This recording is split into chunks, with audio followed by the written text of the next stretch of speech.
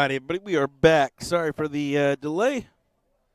Little hiccup in the action, it seemed. So we just went ahead and refreshed and got everything going again. So we're back with Norman Madu taking on. Ooh, I forgot I need to. Well, I have to update. I should have saved it. Gosh darn it.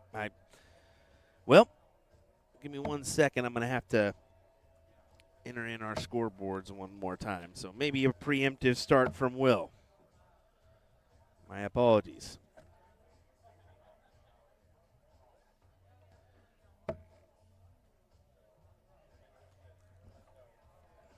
Now it is 275, 198 in favor of Alex Spellman. He's up 1-0 here in this matchup. Let me get that scoreboard taken care of.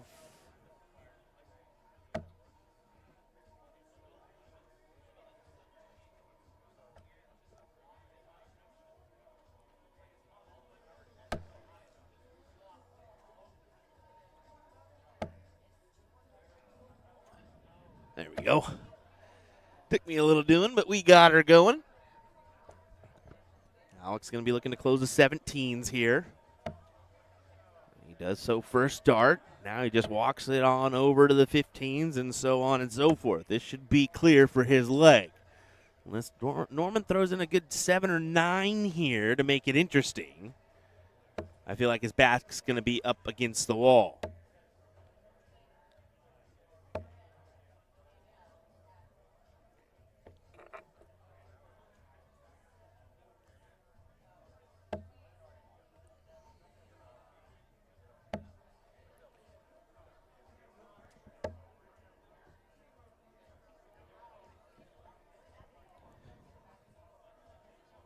And he'll just need the bulls now. This should be set in stone with Alex taking the win here.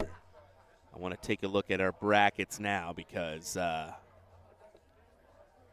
things should be coming to an interesting point here after Alex puts this one to rest. Oh, not quite. Joe Chaney, Roger Carter, that's a great matchup. Unfortunately, we won't get that one on the stream. Danny Baggish, Ben Krieger, Chris Lim is awaiting his opponent. But whoever wins this one will take on the winner of Chris Lim and his opponent. So potentially Spellman-Lim matchup coming up here. And then Danny Baggish is in the same half of the bracket. So one of these 8 individuals, Ryan Watson, Jared Leedy, Joel Stockdale, Chris McCarg, Roger Carter, Joe Chaney, Billy Moore, or Christopher Abbott will be in the final. As Alex does go ahead and put that one away. So once again, apologies for the little mishap, but we are back live and ready to keep it rocking and rolling here. We're going to go overhead to that matchup with Ben and Danny Baggish just to keep you guys entertained since you're here. So let me go ahead and float my camera on over.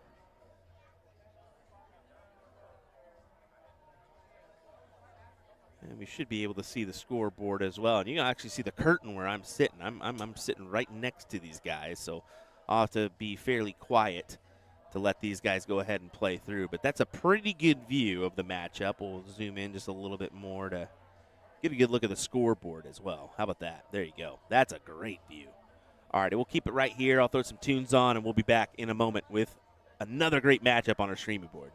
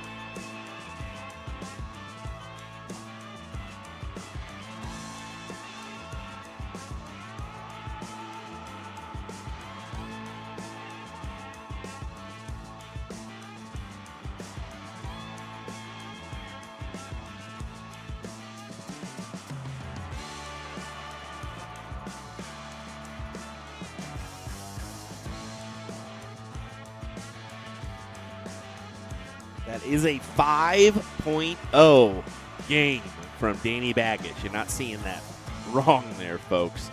How about that? That is something. All right, we'll be right back with more action in just a moment. Don't go anywhere.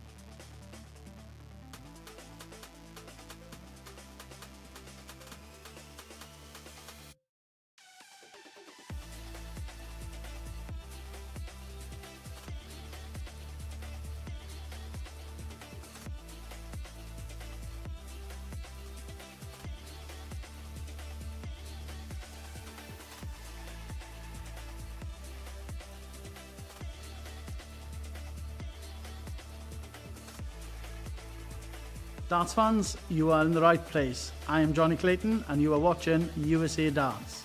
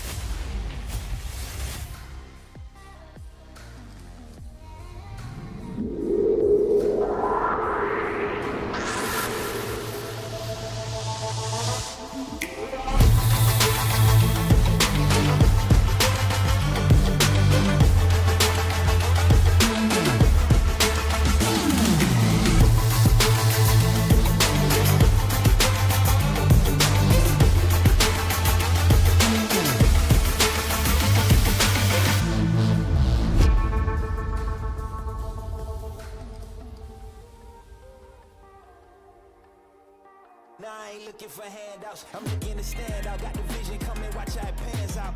I've been writing my plans down. Trying to stay focused, put out the notice. Who the goal is, me hands down. Yeah, no time for arguments. I cut out the politics, no. It's all my competence. I could cause your apocalypse. Ambition, it ain't for the weak. Get it even when I sleep. Ready and willing, what you ready?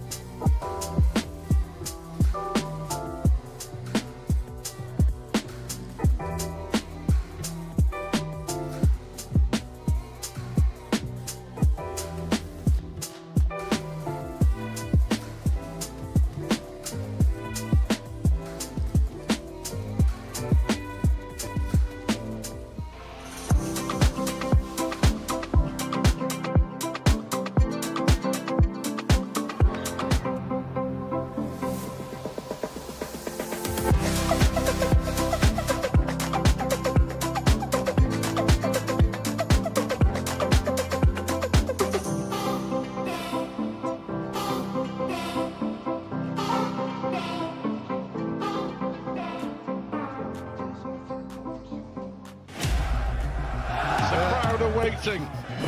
Chance the hometown hero Michael van Gerwen has to take big moments in the final. Van Gerwen in charge. He needs double five.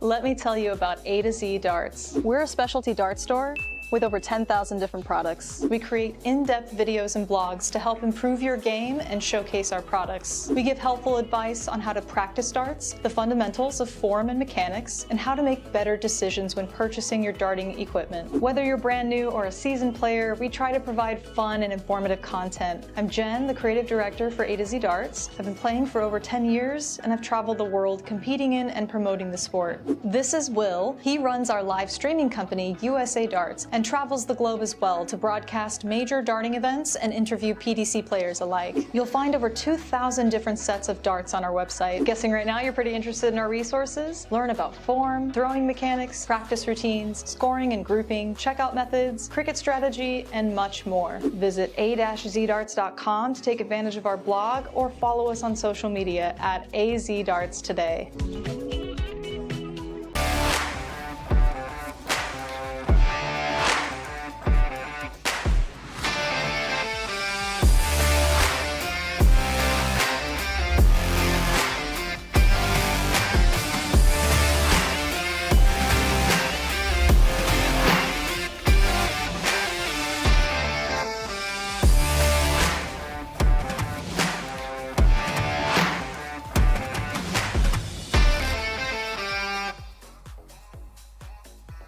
Darts fans, you are in the right place. I am Johnny Clayton and you are watching USA Darts.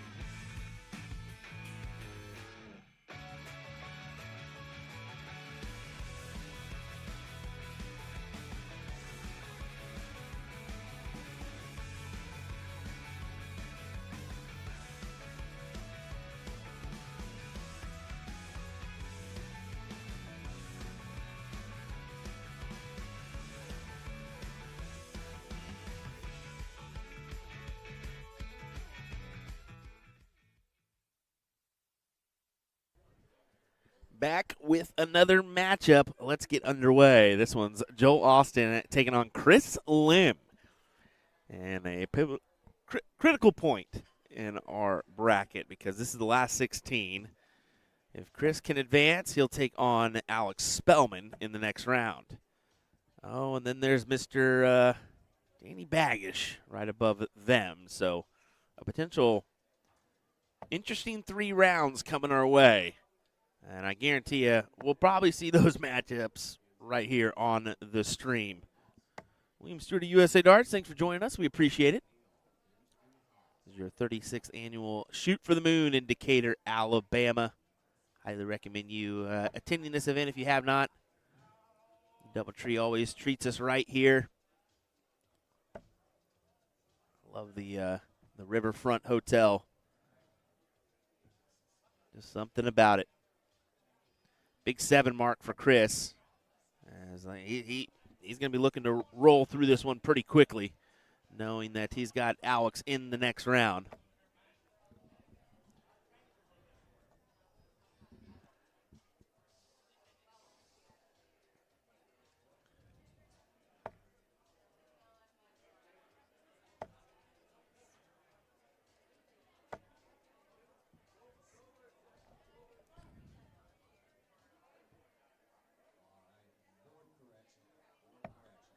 Alrighty, Justin has a good question.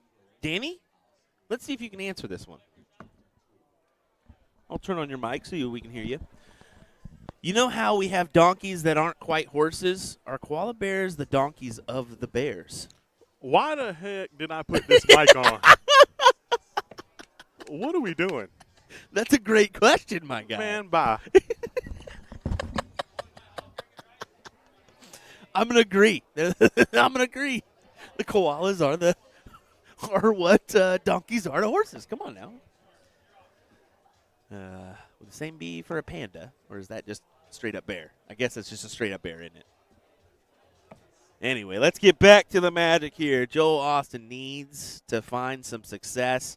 He's got the point lead now, but with Lim having those big numbers, that is key here. He's got the 20s and 18s his way, but knowing Lim, he'll make these interesting attacks like he just did there. He played his hand on the 16s, took his one chop of the tree, and hopefully he'll see that fall here in just a moment. At least that's his goal.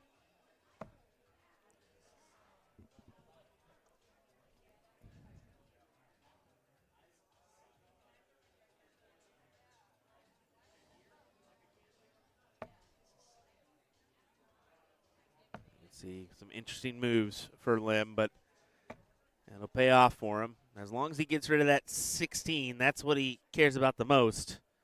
And he's already made a play on the 15s, and the reason he's done that, he wanted to grab 3 houses there. Didn't necessarily succeed, but he makes Joel make a decision, and that is the right decision in this instance. That one, not so much. You got to take that 20 there, right? As Danny grabs for his headset. Here we go. Yeah, sorry, I didn't realize they had already started. I was so contemplating on whether to answer that question in the chat or not. Yeah, that last dart by Joel, I mean, you're at a situation where you tripped the 15, hit a single 15. I mean, he's got 2 numbers. At some point in time, you got to kill the 20 with 2 marks on it. This is what Lim's known to do, though. He makes these interesting maneuvers that no one else but him really does. But it makes you think. And if you're not really paying attention, you're going to get caught up in it. And that's one of those instances, yeah. Joel should have taken the shot at the 20s and let him play with the 18s for a little bit. Yeah, totally agree. And but I did like that shot with him trying to go trip 18 to force the 3 bulls. But as we both know, Chris is one of the best bull hitters. He's not the bull hitters, but he is one of the best bull hitters. Yeah, double-double there to get the job done with a 4.0. How about that? I'm going to go ahead and maneuver that over so we can see it just a touch better. There we go.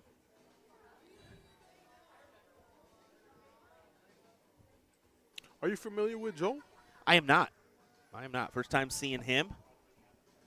And if I have seen him before, sorry I don't remember you, Joel. But I think I remember this gentleman. Yeah. He's Well built. Well built. yeah, absolutely. We definitely won't forget about you. Bud. No. If you can break my neck with a single clinch of your of your fist together, yeah, I think so. Good start by Joel and Chris. Responding looks like 418s there. Be interesting to see how he plays. And he goes straight for the close. I love that. I don't love the 19 here. I would have went straight back to the 20. Yeah, get those extra points your way. Yeah. Especially when you play a player like Chris. Mm-hmm. He's gonna sooner or later take that shot to close your number. Yeah, 2 singles may not have been valuable, but if you manage to pin one of the triple 80 on the board, come on now. Only 2? Only 1 there from Chris. So step up Ouch. here. Ouch. If I'm Joel here, I shoot the 19. If I trip it, I move. If I don't, I just shoot all of them there. Go up to the 20 or go to 19. See, this is where you can't play that close. You can't play that close with this guy, because Chris can hit a 9 at any point. Yeah. Matter of fact, why not go ahead and hit one now? You thought you was on cue for that. Unlucky. Yeah. So you can play this multiple ways if you're Joel, right? Obviously, when you're not the better player, no disrespect to him. Obviously, Chris Lim is the more experienced, better player. Yeah. You want to get the game done faster, but you have to balance that out. When you have opportunities to score, go ahead and do it. Yeah. Got to take those swing. I don't agree with that, because now he's pretty much handing it over to Chris to say, all right, what are you gonna hit here? There's a big triple. Yeah, he's gonna. Here's the Chris cricket play. Yeah, the interesting strategy, going after the 15, trying to grab another wedge. Yeah, I know the reason why I would do that is because we know, like, okay, he only needs a single 17 to shut it down. Yeah. So let me just go ahead and grab another number. It makes sense. It makes sense, because does Joel go ahead and take it here? No, he doesn't. He could have popped the 17 and made him have a decision to make. Yeah, Chris's first dart here is going to be at the 15, hoping to trip it and then take the shot. No doubt. There's the trip. He'll take the shot to close now. He'll stay there. Interesting stay on the last. Yeah, very interesting. I personally, if I'm gonna know that my opportunity is to close a number, I probably would have shot the second dart at the trip 19, because if you do hit a single, you can just shut it down. Mm-hmm.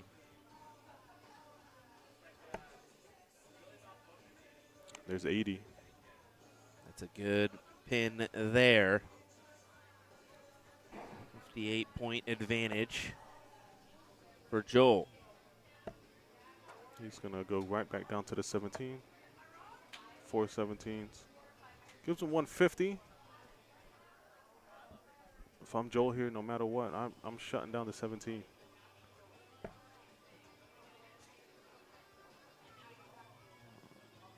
I'm going right back up. I'm not scooting over. There it is. Smart shot, at least. Yeah, just floated it into the 1. Unfortunate there. But this is still an attackable area for Lim, because he only needs a single. Yeah. Yeah, he's going to close, and he might take the shot at the 19 as well. He did. That's what I'm saying. This is an attackable number, because that single 15 allows him to kind of, all right, no problem. Now, if he would have hit a triple, you're same format. He's going to do it. He's going to take the shot at the 15, yeah. Scrambling back to the 19. Only 2 there, 198. So Chris is going to go straight to close, I imagine. Yeah. Most he'll do is waste 1 at the 15.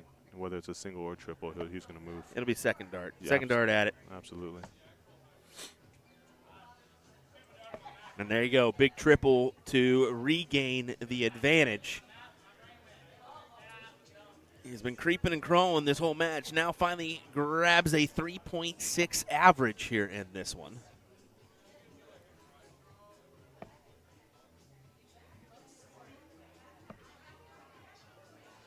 And there it is. That should do it, that yeah. That should do it. That should lock in a Chris Lim, Alex Spellman battle in the top 8.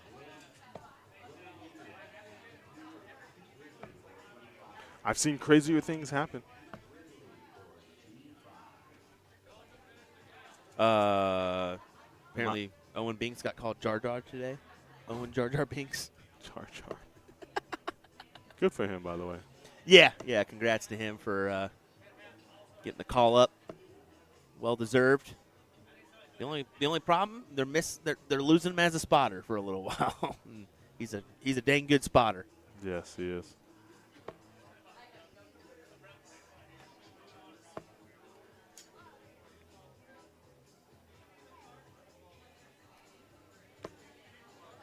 Well, that should do it. That will do it. Joel's excited about it, though. That was a good back-and-forth battle. Chris getting the better of him in the end, 2-0. As we will keep on chugging on a Sunday fun day filled with darts here in Decatur, Alabama. Folks, don't go anywhere. We'll be right back with more coverage in a moment's time.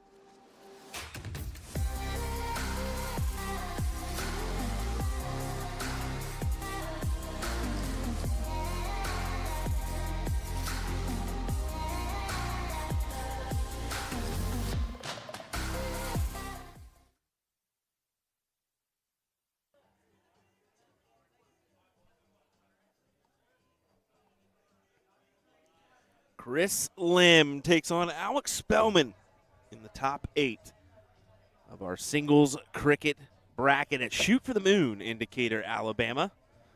Going to be a great matchup here, you would assume. I mean, both talented players. Let's see if they can live up to the bill here. Spellman attacking those 19s. Good 5 mark against the 20s of Chris.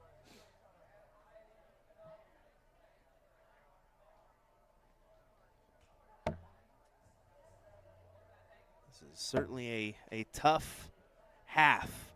Up on the other quarterfinal, right above these guys in the bracket, it's going to be Danny Baggish taking on either Willie Beeman or Pete Ridley in the next round. Will we see a 9 from Spellman? Not quite.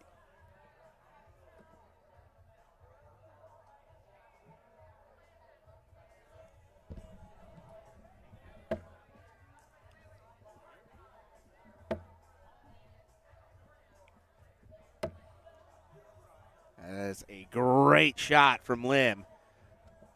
Quality 6 to close the door shut on the 18s, force Alex to the 17s. Both these guys have been playing pretty well on the day. Let's go ahead and take a peek at the overall leaderboard for this one. Danny Baggage leads the way, 4.18. Chris Lim right below him at a 3.95. Guess who's below him? Alex Spellman with a 3.87. Wow. Right below that's going to be Joe Cheney with a 3.82. Fortunately, 3 of those 4 are in the same half. Womp, womp, womp, womp.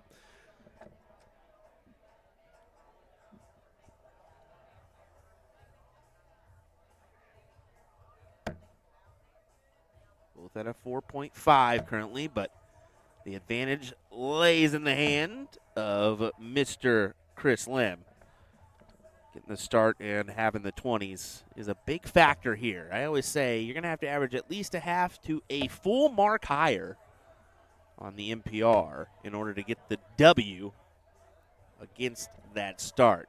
Now that's the full mark's more the case in soft tip rather than steel, but still need it.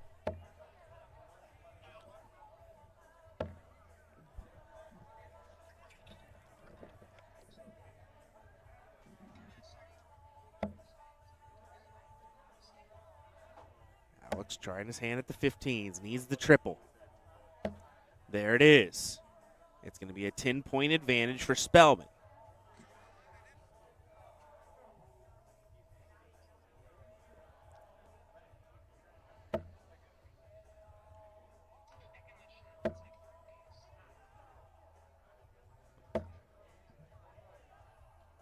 As Chris just goes ahead and lays in the 3 fat 20s to regain.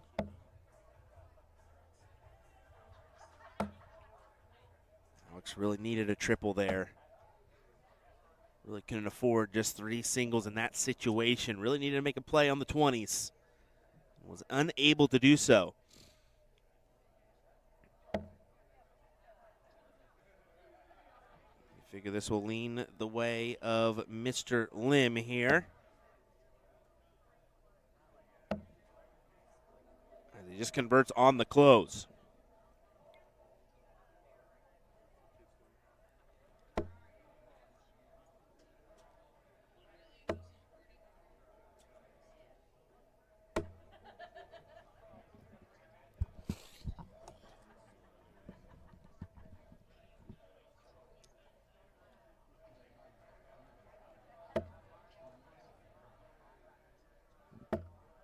Ooh, need the 20.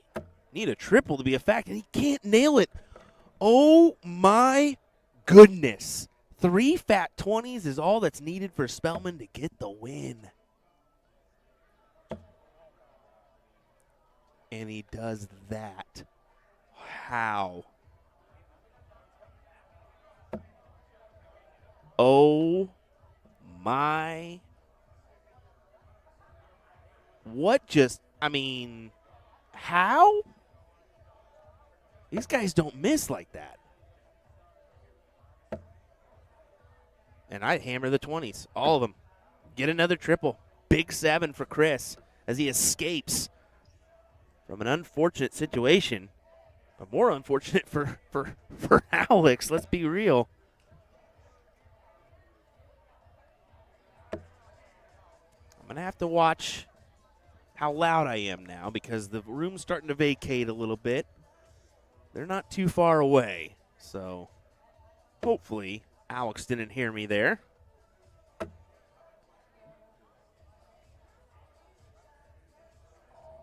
Either way, you need the 320s. You gotta convert on that.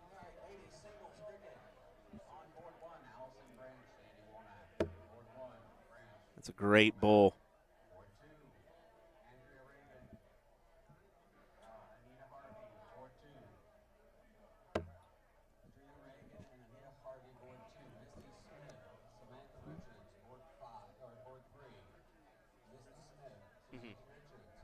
Not with his. Yeah. That's what I was thinking as well.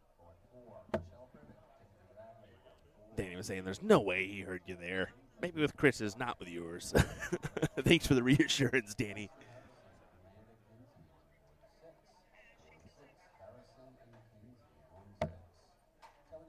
Great opener for Spellman. Exactly what he needed to have here after that last leg.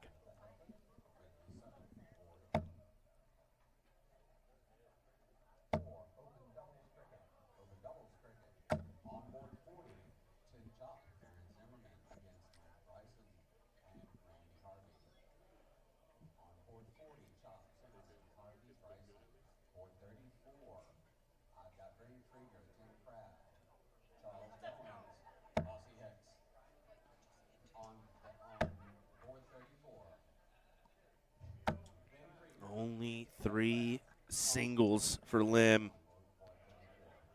as Alex will look to close. First start in.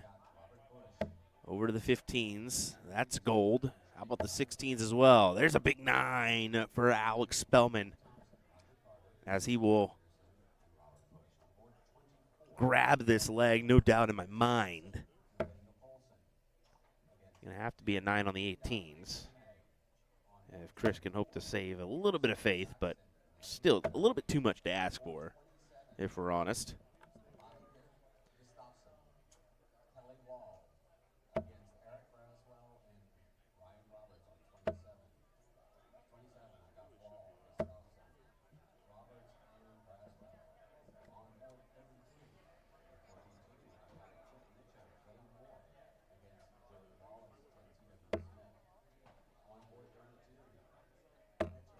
You can see the only hope is the Bulls for Lim here. If you can even call it hope. I'm not quite sure you can. No matter how I look at it, this one is over. Double with the last. Almost.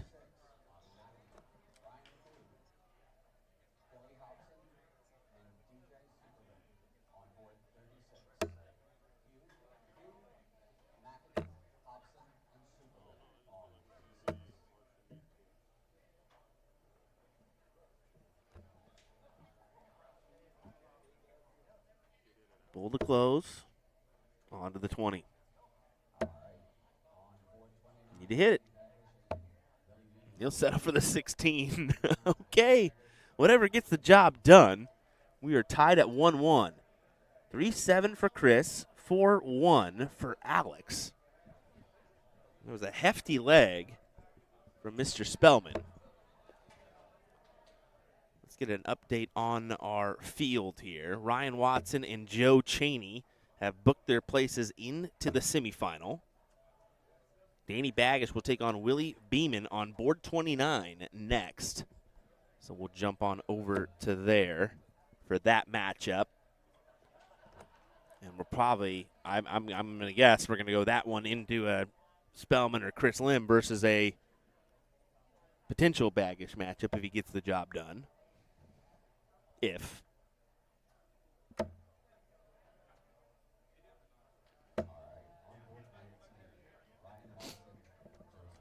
And it looks like we're going to go ahead and call the semifinal as I'm hearing now. That's going to be on a board not on the stream. Okay.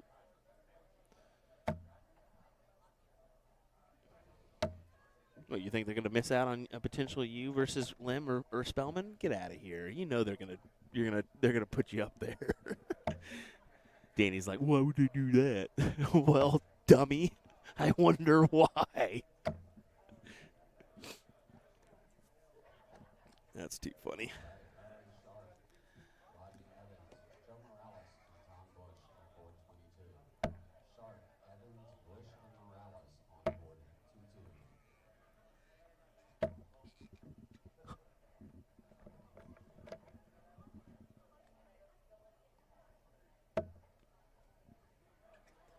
Spellman looking at the 18s for the close. And he does that. This is in the hands of the Jackal now. has 3 big wedges on the board and the big point advantage. This is going to take a lot for Chris to come back from.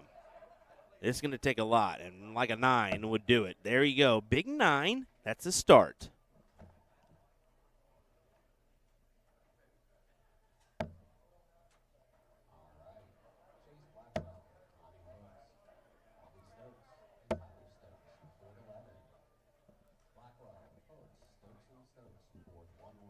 Going to have to follow this with a 7 or a 9 as well.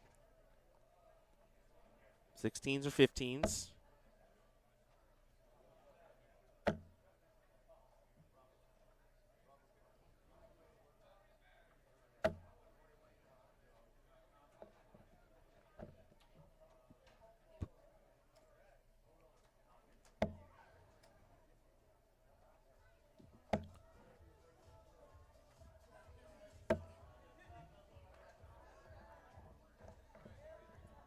Meaningful last dart for Spellman at the 20.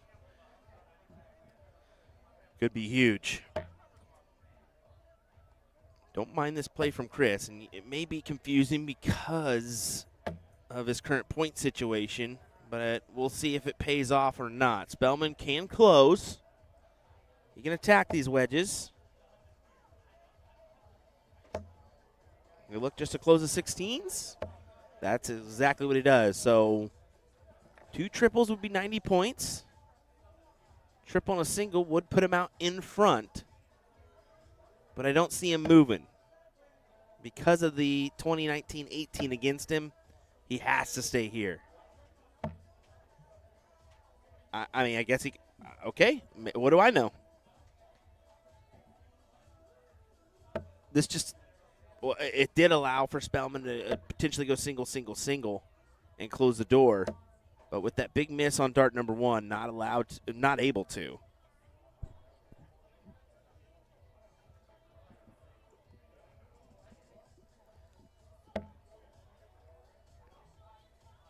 Needs another. Yeah, Shirley had to stay that time. And as you can see, just the 1 point down. So Spellman 1-2 punch on the 15s to close the door. Triple 20 or bull. He goes ahead and elects for the bull. He's eyeing a match in the semifinals.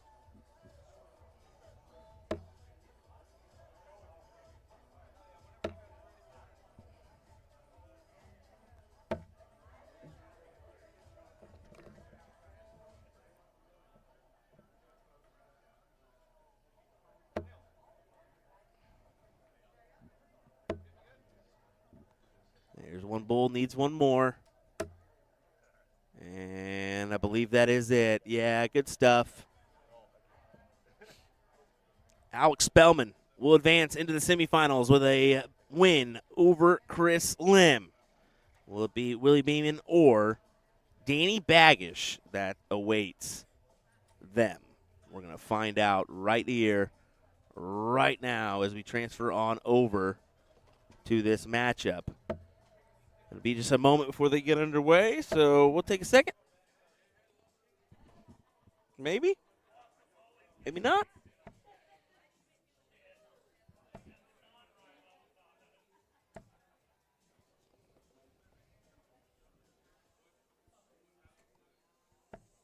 I'm going to say, they didn't start already. It's interesting that he said heads and they didn't at least diddle right afterwards, but okay, we'll take it. For those wondering about the women's doubles, they are still in the quarterfinals. So we got 2 teams into the semis, so we'll just see how it plays out. But for right now, we'll keep our focus on this open singles bracket.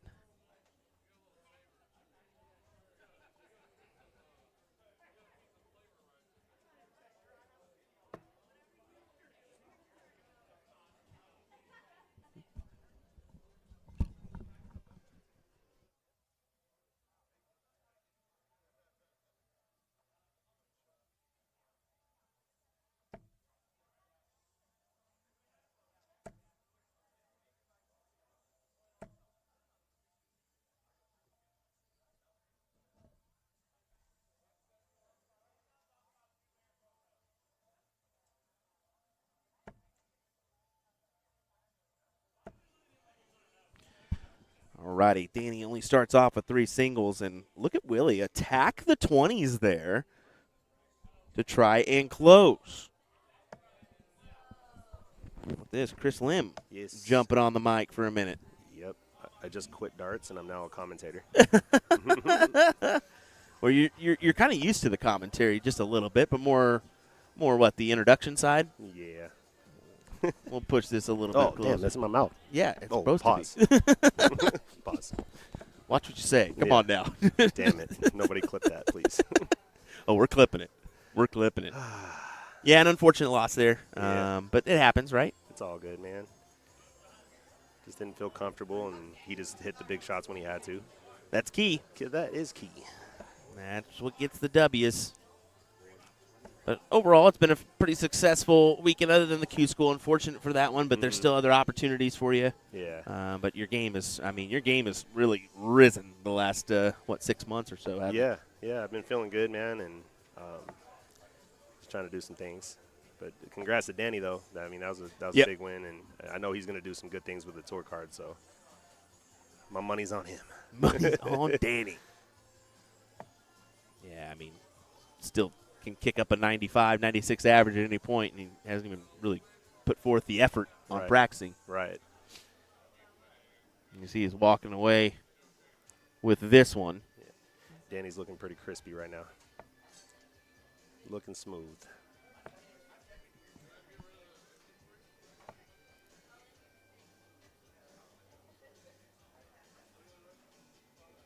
Have you seen any near perfect legs yet?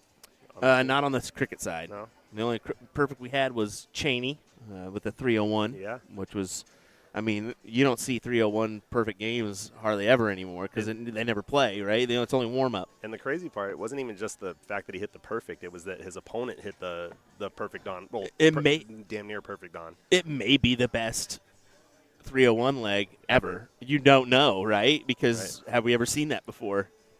Crazy. I think the only other thing that could have went more crazy is if Cheney missed it by a dart, like And a double, he would, then he nailed the. That would have been the safe insane. And how about Ian? Only been playing for less than a year. Yeah. Crazy. So he's 25. He's got a lot of growth that could happen in the next few years that could really put him in a good position to attack wherever he wants, whether it be steel tip, soft tip. First time I saw him was I played against him at Kenosha Dart Classic. How did that go? So it was triples. He had Liz Tynan and Mike Maloney. Ooh. I had Elliot Milk and Skylar Bell Richard. Oh. So unfortunately, Will didn't perform and we took the L. But anyway, yeah, he's pretty talented. Yeah, I played a couple of. He asked me to play some warm-up games with him on the side, and man, his darts were solid. Yeah, solid darts. Good player. And then he said, "I've only been playing like a year," and I was like, I almost wanted to curse him. Right. It took me like 19 years. Yeah, right. No kidding. Ooh, that's a tough bounce out there. I believe that was in the red bit, as Baggage will have to look to his next round in order to capitalize on this win here. Tough half for you guys, to be fair. I mean, the fact that you had the 3 highest scoring NPRs right now in the same half is difficult. Yeah. That's how the cookie crumbles sometimes, though. Yep. It's all random draw. What can you do? I'm going to go double second dart. It won't matter. As long as he gets a bull, then it's double second dart. I think we're connected at the brain somehow. Well, Danny does consider you the best bull hitter in North America. What? Yep. He said that out loud? He said that on the mic a few times I this didn't even weekend. give him money to say that. I know, right? Because he's quite good at the bull, too. I think situational awareness for Danny is where he is key on the bull. He's been there in the PDC and seen those guys do it before. So, yeah, there's nobody that utilizes the bull more than Danny when it comes to 501. Right.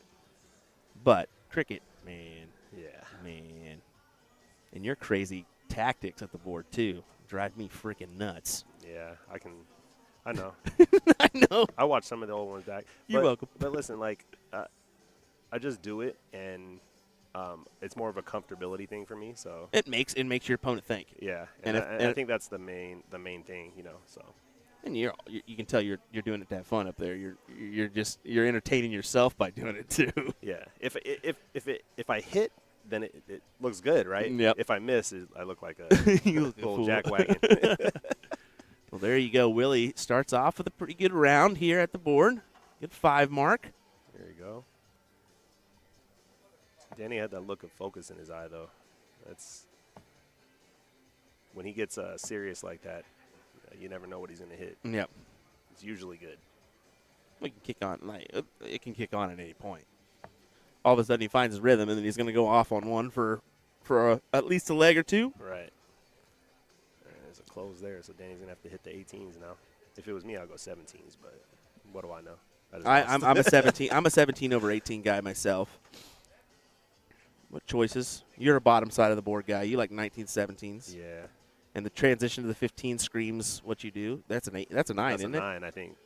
That is a big 9 mark there. Shot. Yeah, I like that transition myself. 1917, 15. Why not?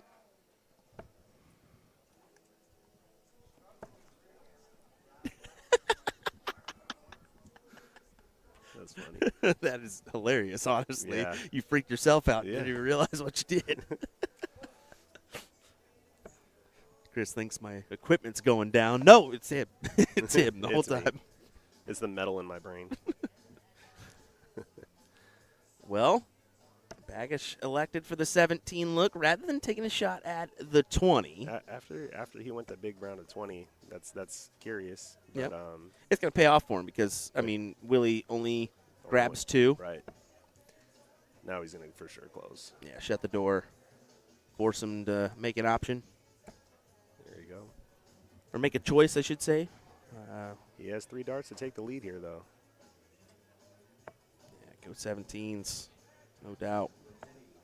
Okay, now he has to stay there.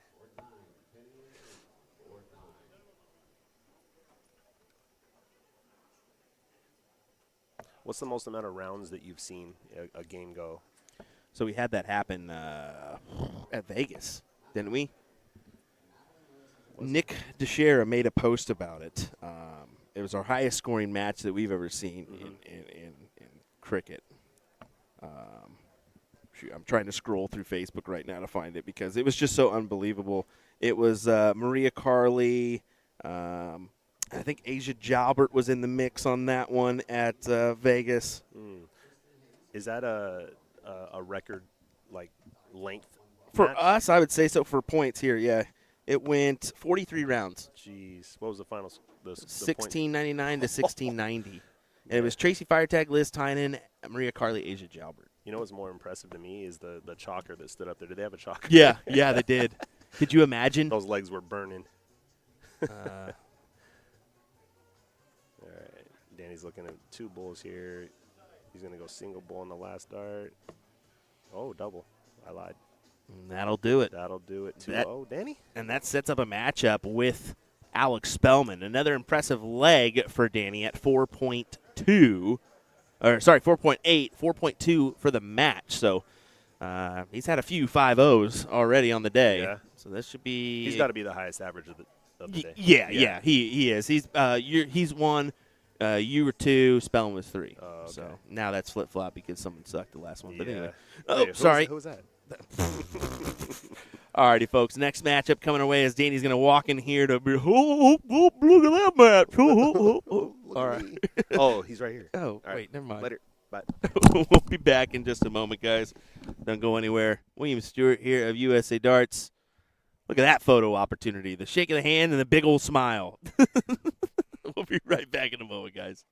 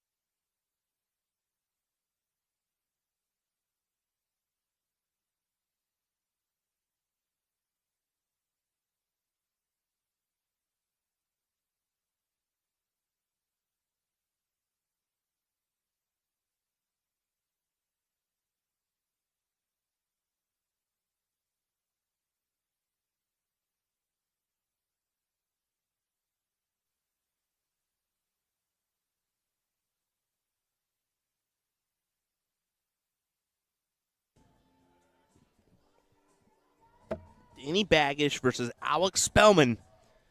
Underway right here, right now, in a epic cricket battle. Let's see who comes out on top in this one for a shot at the title. It'll be a great battle here, no doubt.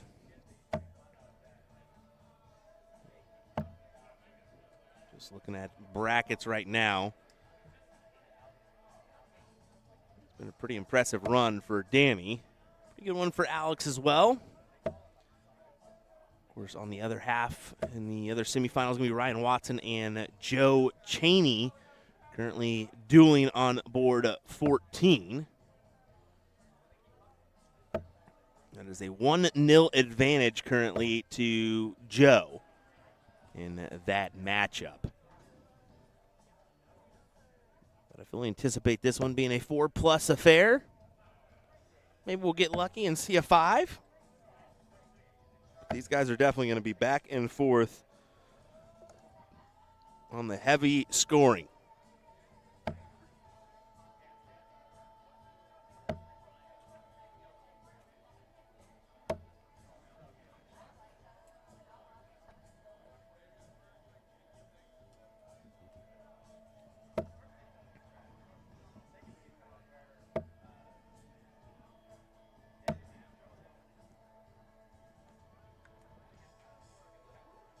Ooh, interesting position for Danny as Alex will look to take the full position here and grab the 18s. There he goes. Those 18s are gone. Now he's got the 20s and 17s his way. Baggish will have to go to the 16s. Preferably needs one more. May take a shot at the 17 here. Yep, goes ahead and closes the door shut there. That way you don't have too many houses unavailable for you to score on or have Alex pretty much run away with it.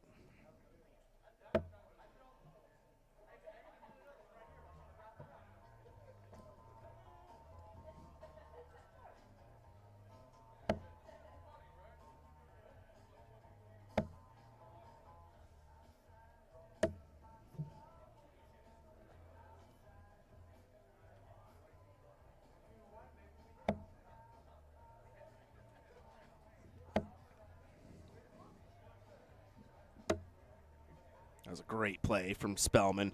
Currently throwing a 4.6 compared to Danny's 3.5. Danny's going to have to pick up the pace here in this next leg, as this one's locked in for Spellman.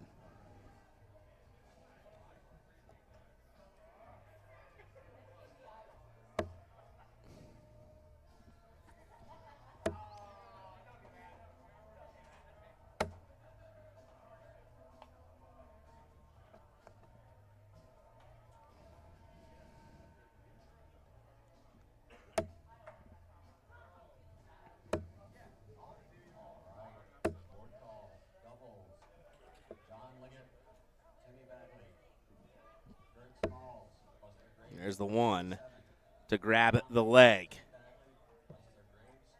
Not bad at all. As Roger Carter will step in to do the chalking duties. Kudos, Roger.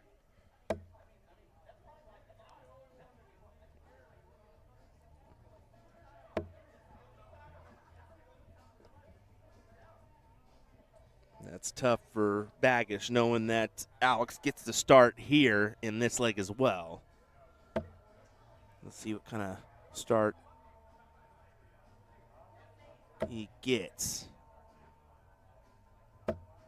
Will snag the triple at the last to at least point a little bit.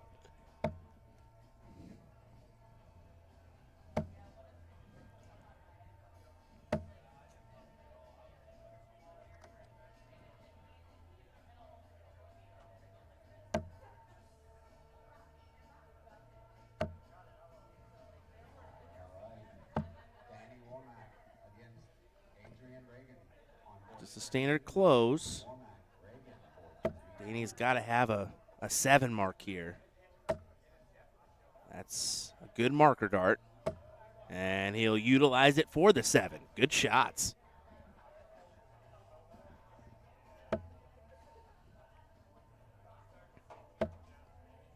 Danny just had to put some points on the board there.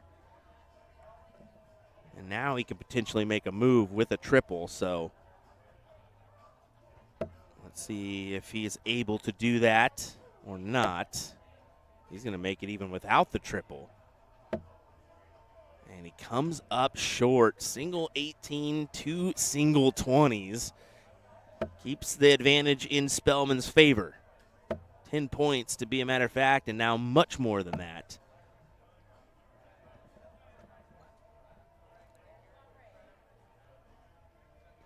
Nate's is very happy to see Danny back on a stream. Yeah, man, it's darts is in a better place with Danny. He's just such a quality player, man. I mean, I love seeing him at events, and I actually really look forward to hanging out with Danny as well. So, great guy, top individual. Same could be said to Spellman and Lim as well. Steve Hilger says the legend is chalk, and yeah, no doubt about it. Roger Carter, I just watched the 2008 U.S. Open where he barely missed out to Chris Mason in that one. I mean, yeah, former PDC Tour card holder, was a really, he was a dominant force back in the day, man.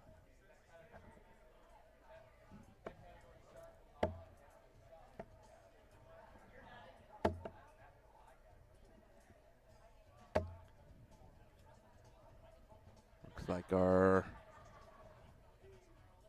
some of the ladies got called up to our board over there to fight it out with maybe a semifinal or final next.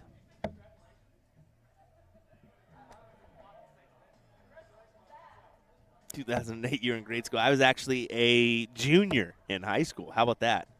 In 2008.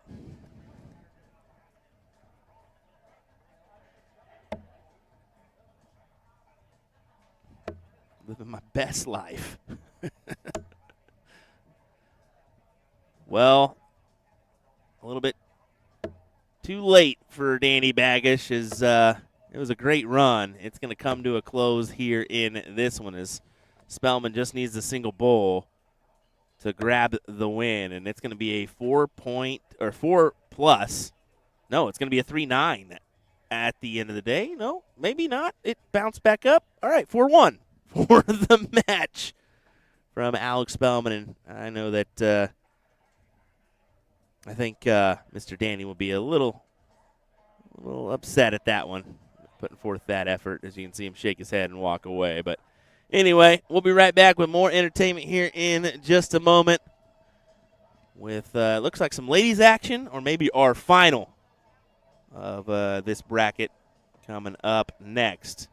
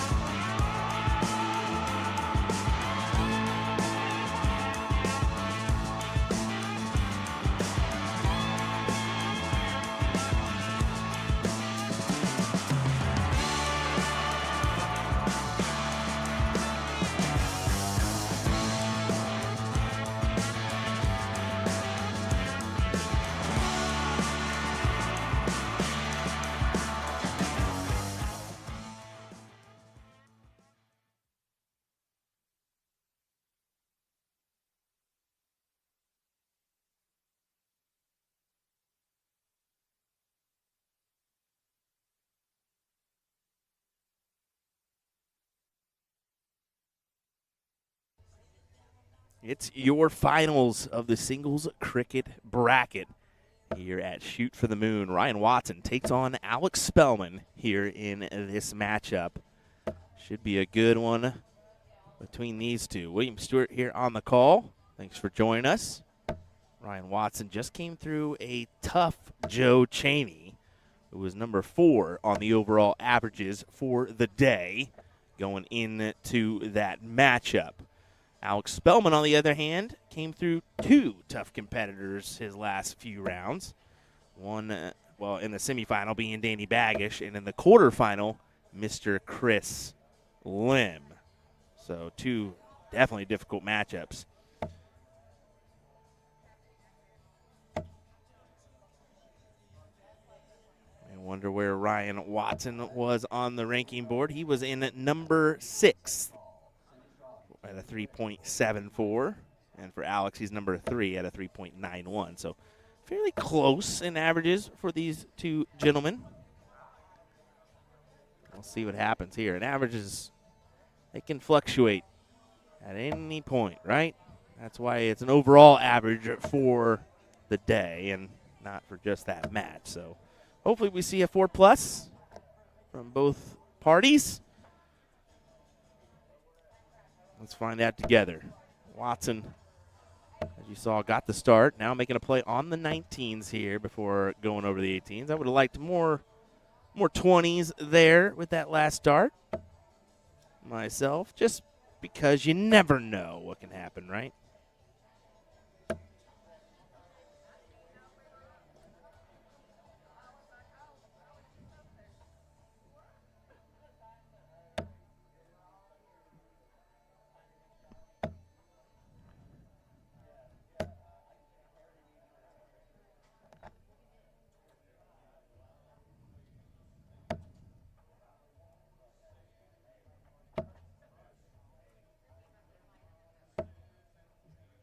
Good shot from Spellman. Locks in a 7 mark and forces Watson to the 16s or 15s here.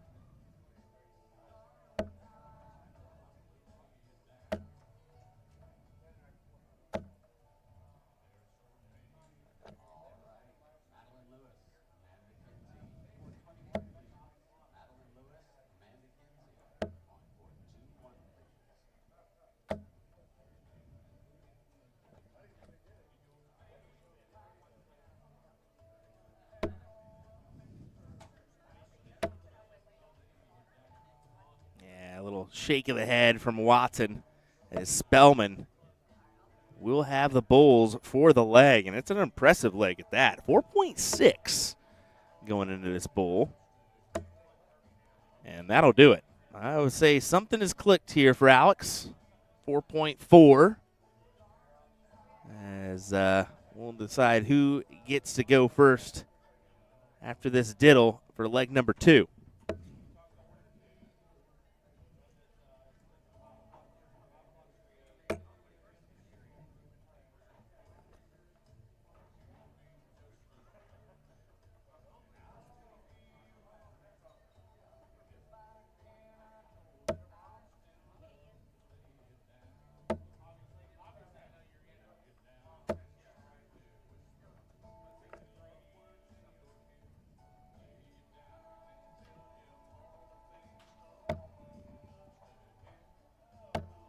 Ryan needs to find a triple here.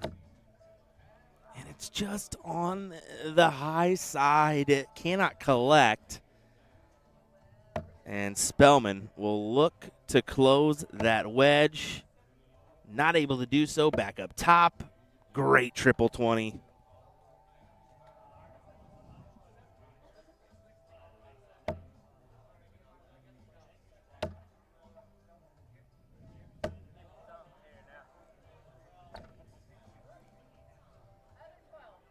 Ryan can't buy a triple right now, and that's you simply can't have that in a final against the likes of Alex Spellman. He'll just run the table on you. Now's the time, Watson. Now is the time. Find your wedge and hammer home.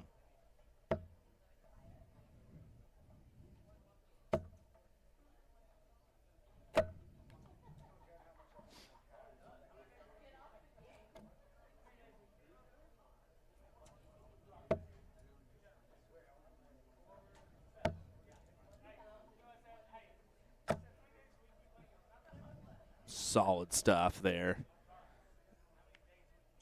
3 big houses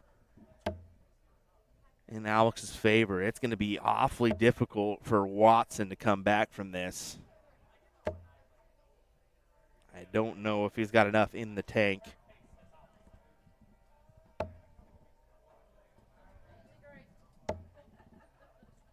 Yeah, 3 fats is A-okay here, and he gets a bonus on the last, so it won't count. It'll just count for the single. Alex Spellman is now 2 numbers away from the finish line. Let's see if he can run over it rather than crawl over it.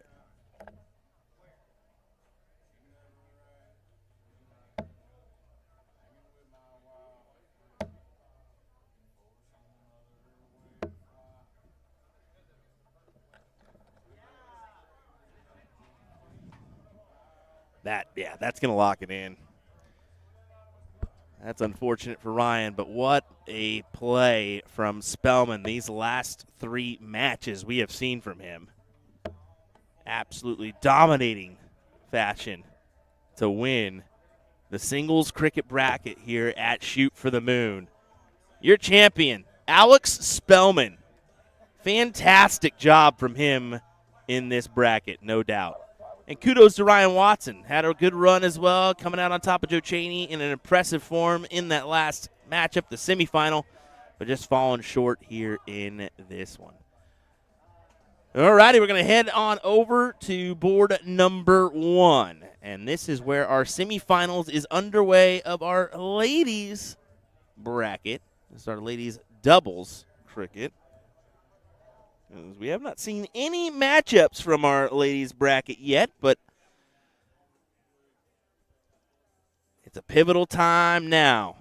Right into the semifinal, into the final. Now, ladies singles is underway in the background, as well as open doubles cricket. Those will be our last 2 events of the weekend here.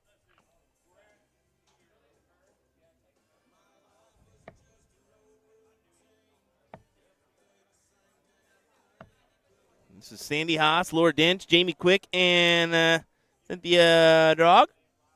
Over on the other side, Melissa Heap and Michelle Grable, who are always into the top 4 in these double brackets here at Shoot for the Moon. Taking on Rhonda Farmer and Megan Ferguson. That's a tough battle on board 16.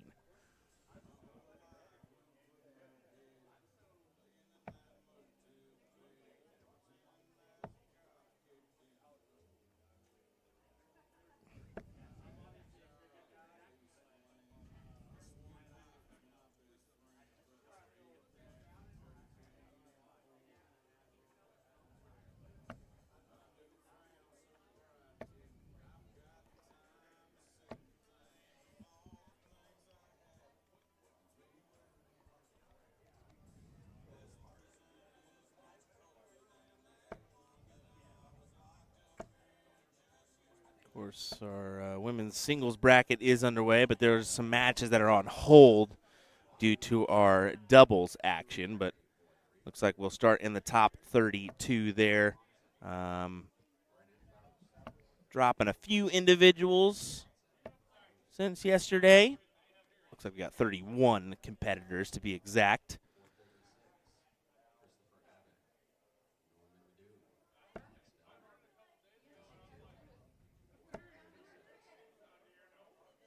Open doubles bracket will start in the top 64, but all those matches have concluded, so pretty much into the top 32 there, as we probably have a few more hours of coverage, and that's going to do it for us, folks. I'm thinking around 4 o'clock potentially is when we'll see the conclusion.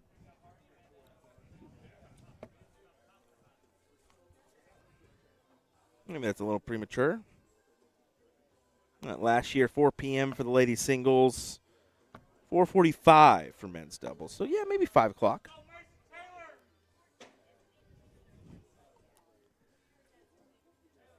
We'll see. It's going to be a tough one. We got an 11-hour drive back to the house before CSC Challenger Series tomorrow at 8 p.m.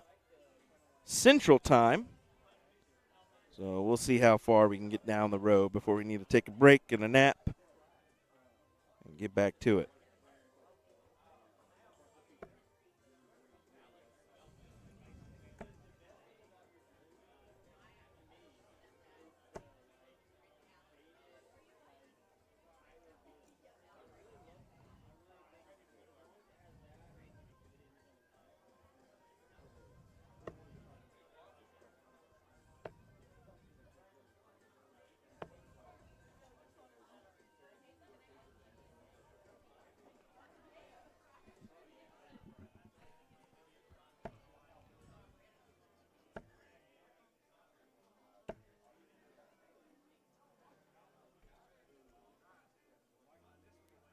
Cynthia has the option to try to regain this lead. Needs the Bulls.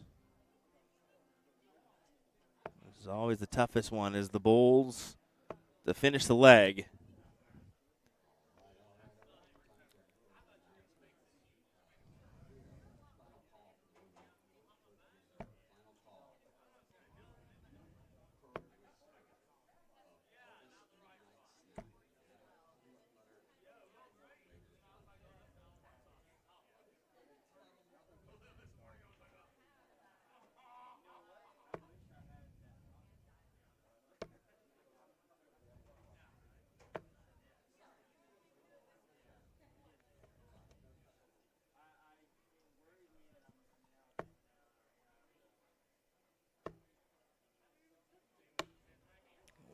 comes in clutch with 2 big bowls there.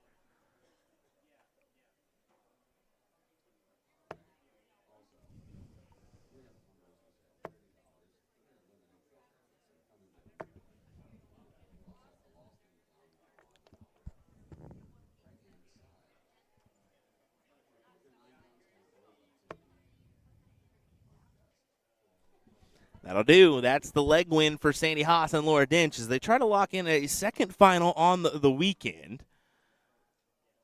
We'll say, unfortunately for them, though, they missed out in that 0-1 final.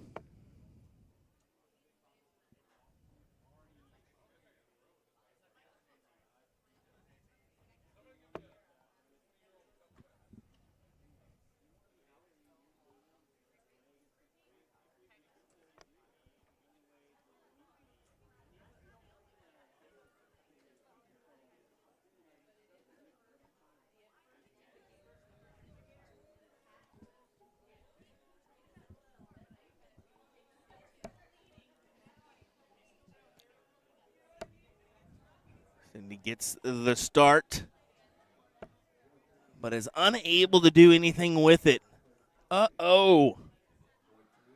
That's always a bummer when you get the start and you hit like a 1 or no mark at all. Just bagel turn and just, yep, yeah, it looks like you're starting. Complete bummer.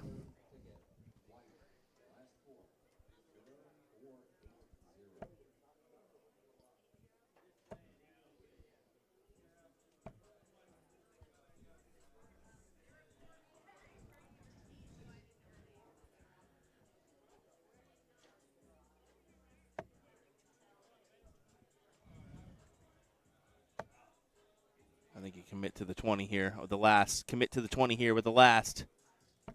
Good shot. Great decision.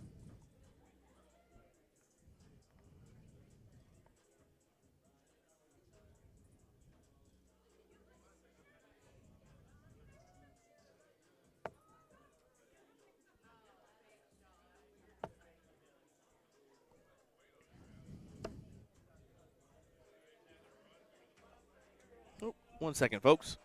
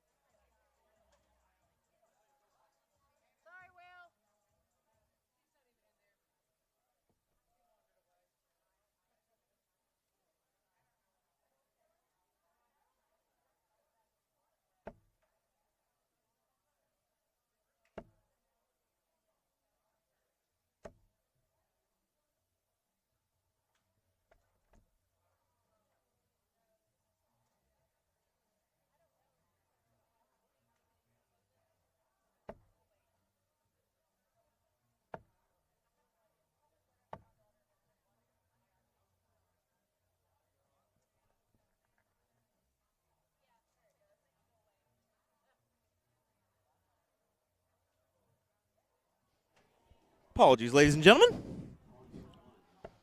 Go up at the tournament directors and see if I heard them right.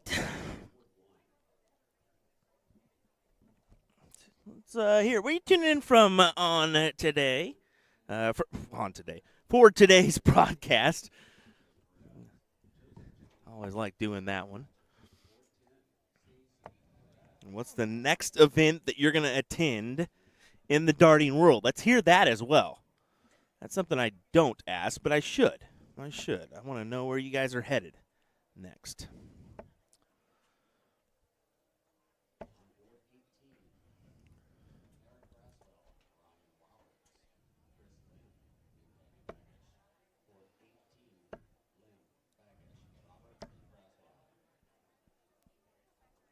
It is 1-0. Melissa Heap and Michelle Grable over Rhonda Farmer and Megan Ferguson. Megan Ferguson in our other second semifinal. As you can tell, it's coming to a close on the weekend. As I keep with the mistakes, right? Try to cut that out. We'll just keep the Celsius energy going. It's going to be my best friend today. I might have 72 of these by the time I eventually get home to Wichita, Kansas. Great shot there for Sandy Haas. What a collection on a 7 mark. That puts him up by a ton here.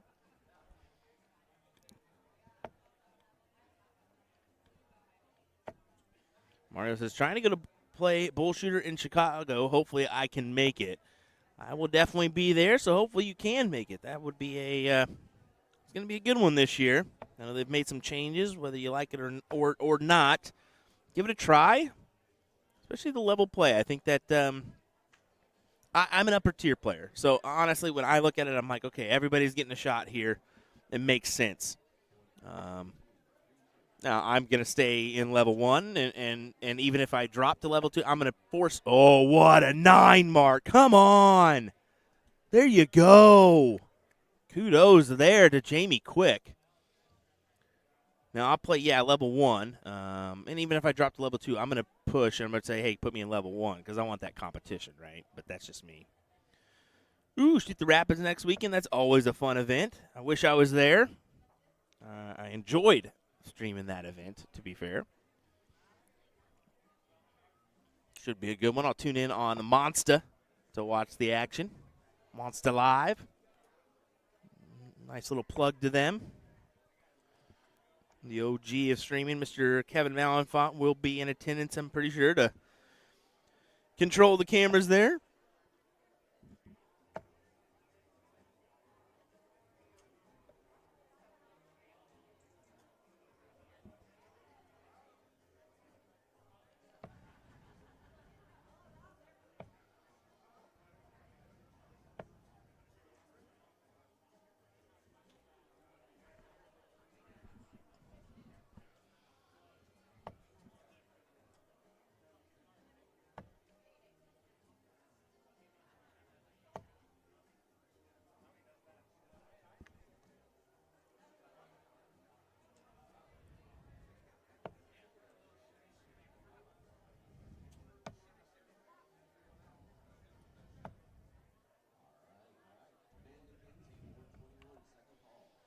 Moore and Sandy go ahead and try to close down these 16s.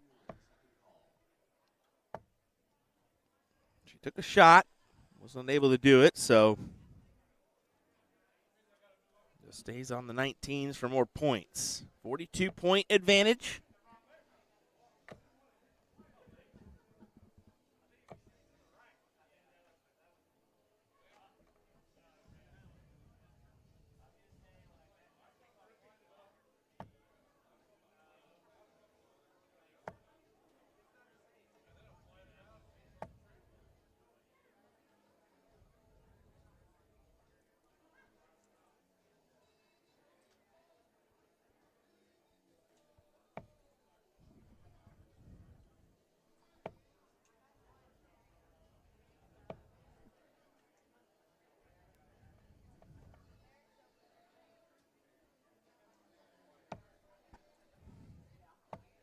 Just kind of sitting back and watching this one play out. It's been an interesting back and forth here on the 19s and 16s.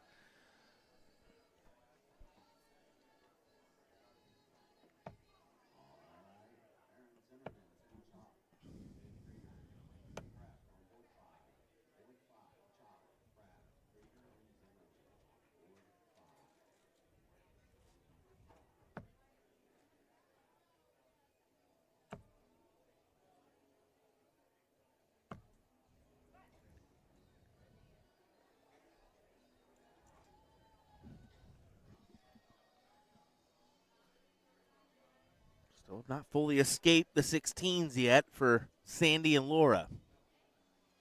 And Cindy's looking to make them pay. You're champion of the singles 301 event last year.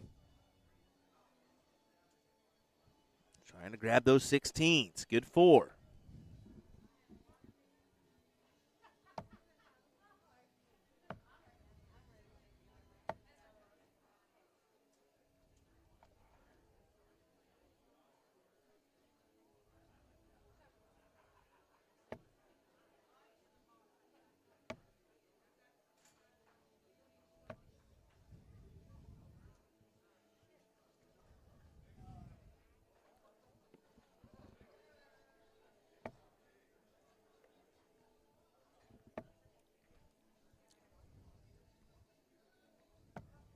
Wow.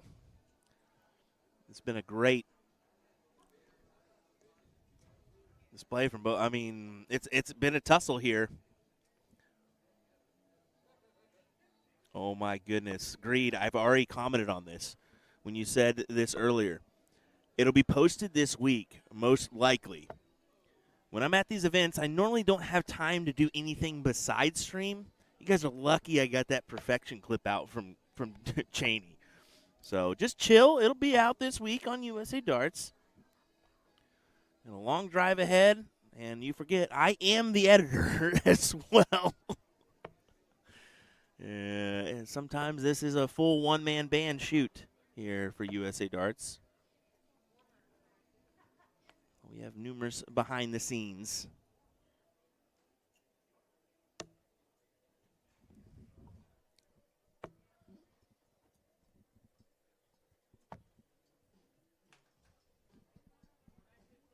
But it was an epic one. I guarantee you folks will want to watch it.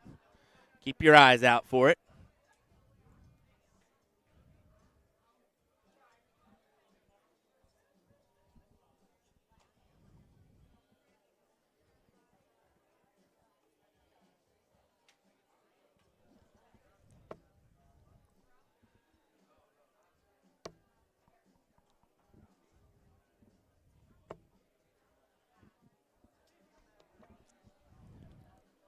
Or just needs the 2.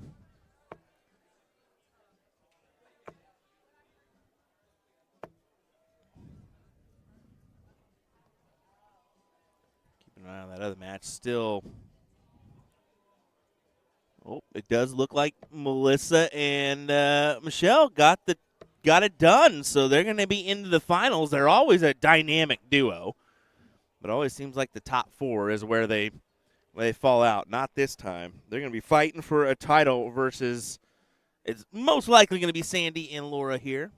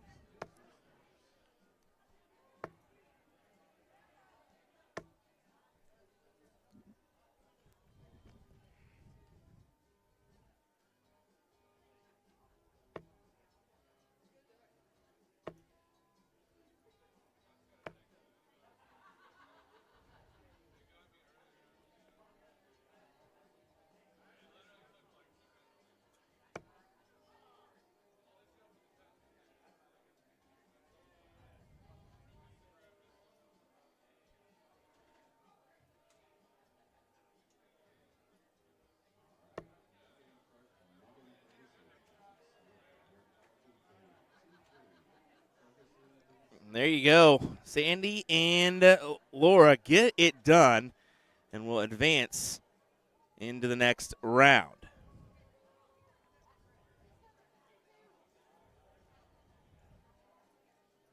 And that's where we will head as well. Looks like we get Michelle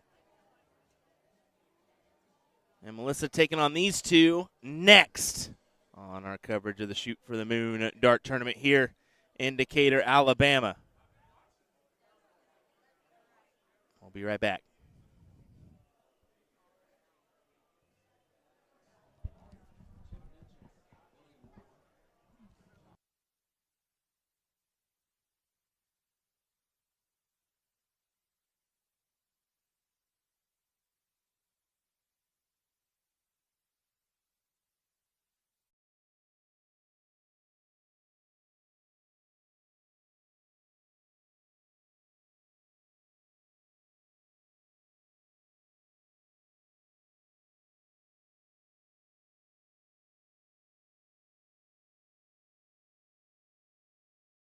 Darts fans, you are in the right place. I am Johnny Clayton and you are watching USA Darts.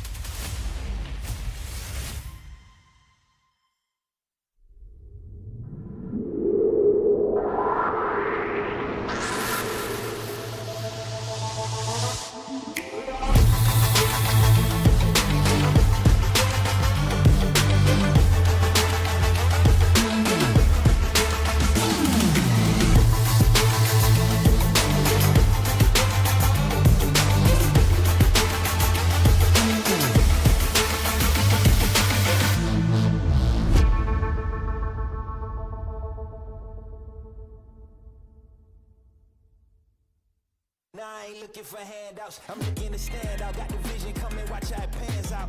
I've been writing my plans down, trying to stay focused, put out the notice. Who the GOAT is, me hands down, yeah. No time for arguments, I cut out the politics, don't insult my competence. I could cause your apocalypse. Ambition, it ain't for the weak. Get it even when I sleep, ready and willing, what you ready?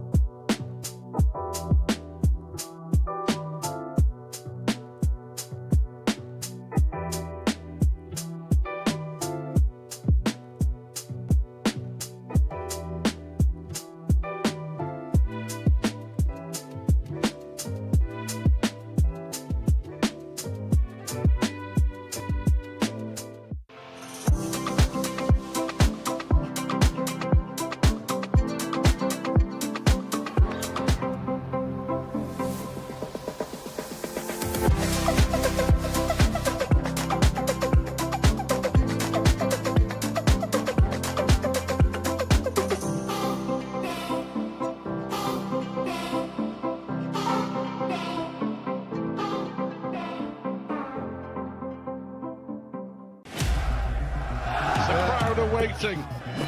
Chance the hometown hero Michael van Gerwen has to take big moments in the final. Van Gerwen in charge. He needs double five. Michael van Gerwen wins on home soil.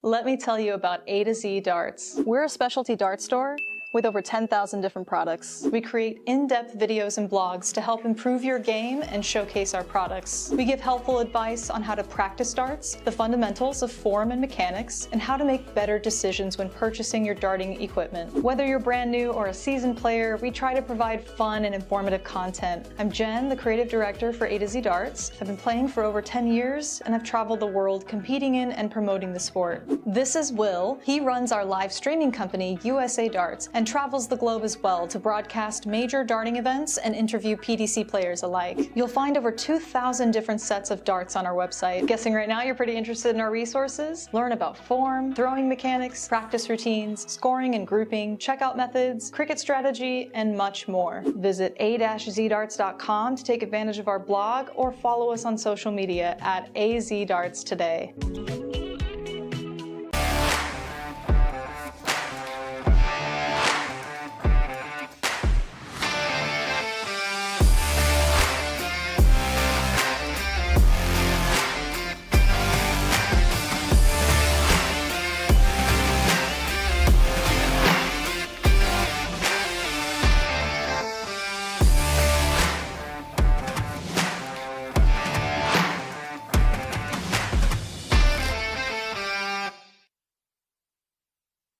Darts fans, you are in the right place. I am Johnny Clayton, and you are watching USA Darts.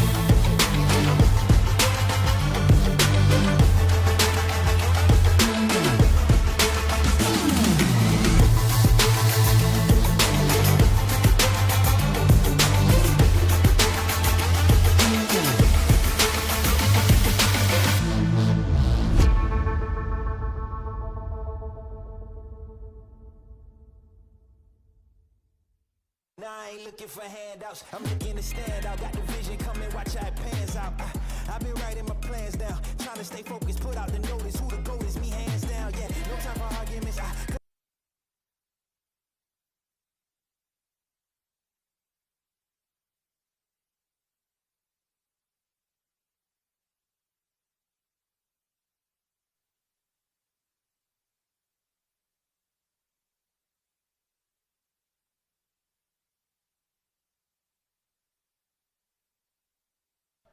Your finals of the ladies doubles cricket event. Sandy Haas, Laura Dench takes on Michelle Grable and Melissa Heap here in this one. William Stewart here on the call. Thanks for joining us for our coverage of this matchup as we get underway.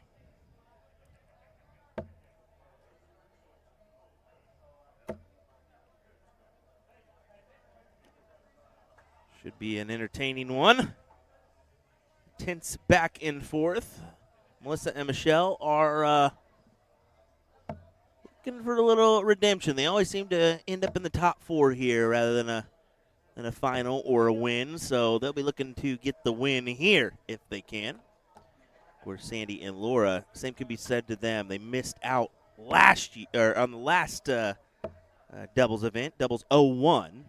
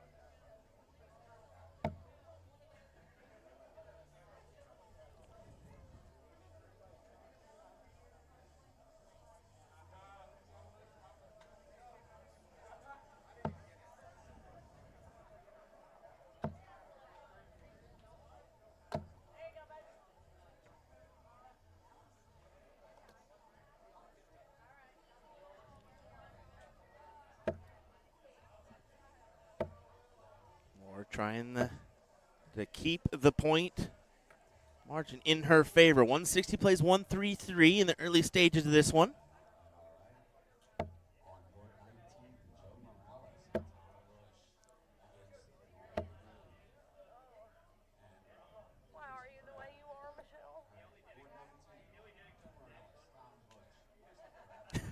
Why are you the way you are, Michelle? That's hilarious.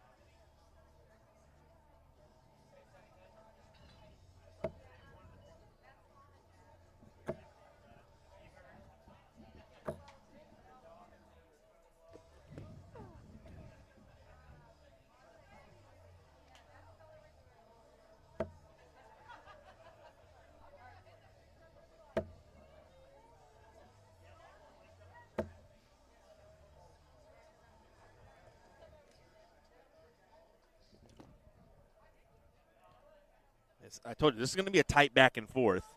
2-1, 2-4. Melissa and Michelle have the upper hand on the MPR. But without the start,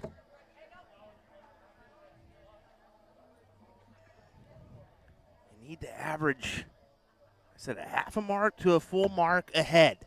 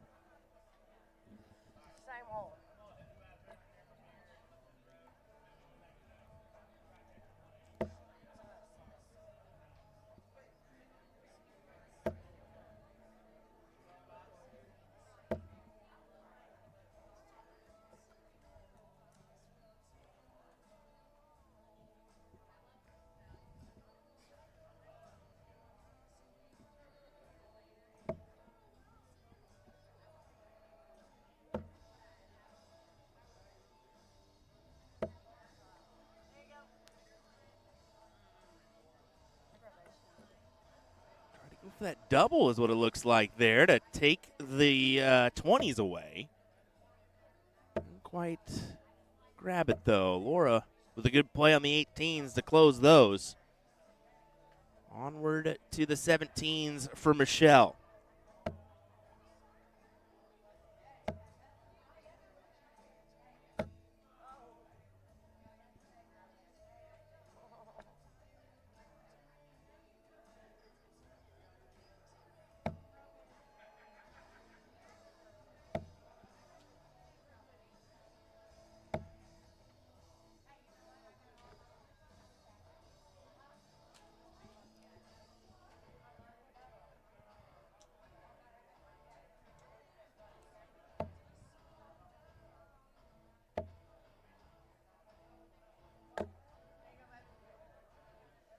Only the 2 mark, though.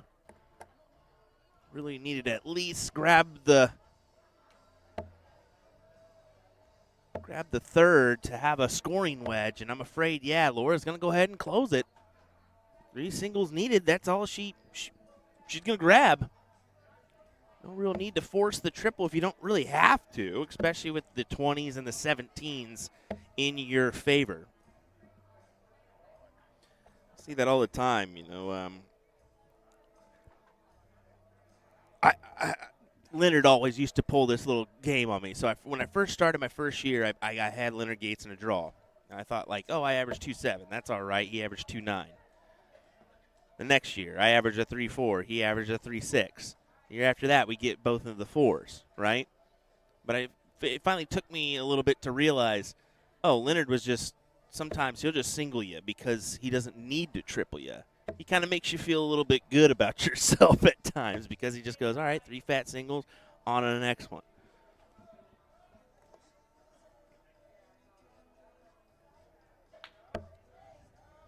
I always hope for your best scoring line, but sometimes you don't need it.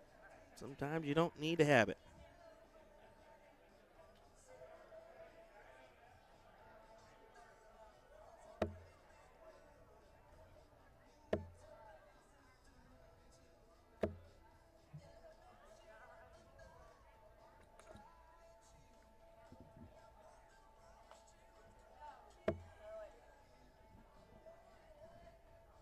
Bulls needed.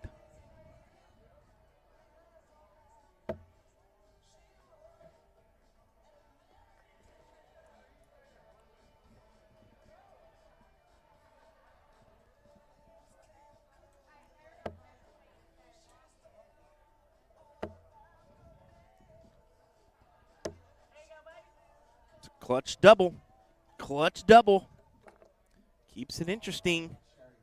Gives them an option just in case these gals miss out. We are rolling in our other brackets now. Now, we're still going to have to play some catch-up on the ladies' singles front with these gals, but I am fully content that open doubles cricket will, I mean, it's cruising along. It's going to, like I said, 4. It's going to be 4 o'clock when this doubles bracket's over, no doubt. Already into the top 16, top 8 for some individuals. Nathaniel Colston, Ricky Jackson, Danny Baggage, Chris Lim, Willie Beeman, and Joel Stockdale, Joe Cheney, Gary Hatcher are in to the top 8.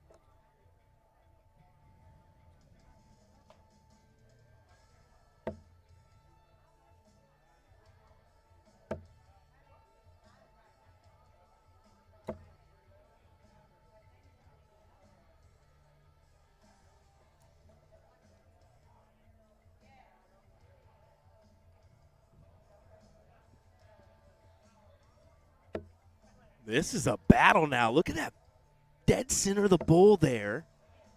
Looking to close down the 20s now. What a shot for Melissa Heap.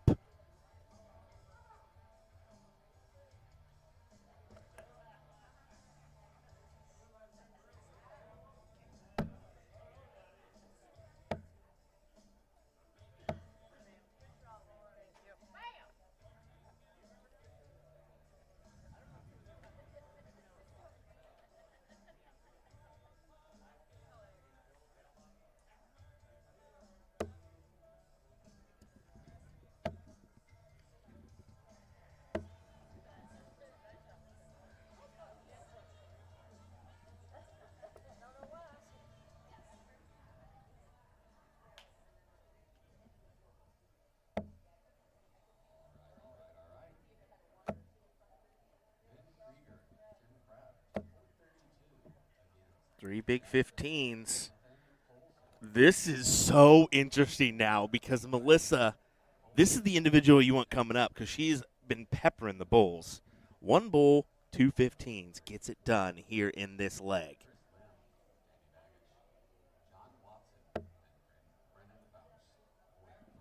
Do you just go to the 15s now?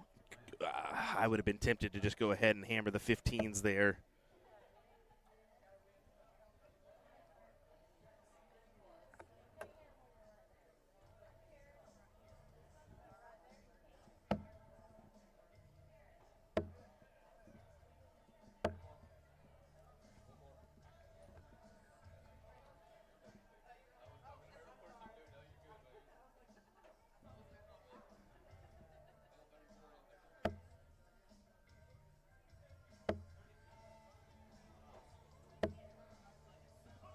There's 1 bull.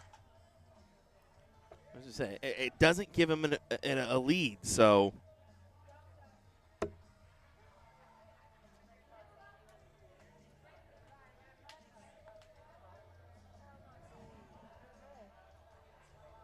Sandy goes ahead and capitalizes and takes the win. What a tight back and forth that was. It surely got interesting there, didn't it?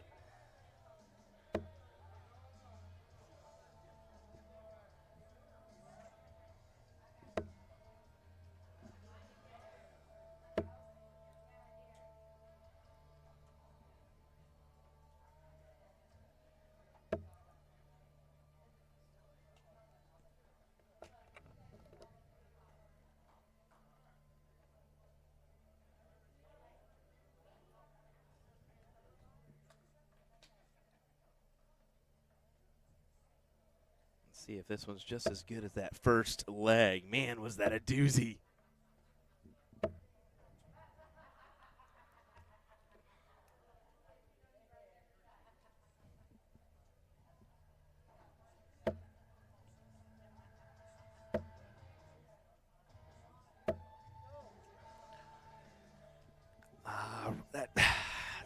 That's tough. You really wanted the close there. Now it seems like it's always a tough call, right? Because you want to play for the 20s. But do you forego, go the 19s? Such a tough call.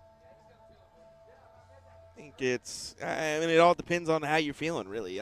There's times where I make the play on the 19s, and maybe I shouldn't. Maybe I should try to hammer that close and make them pay for their miss. But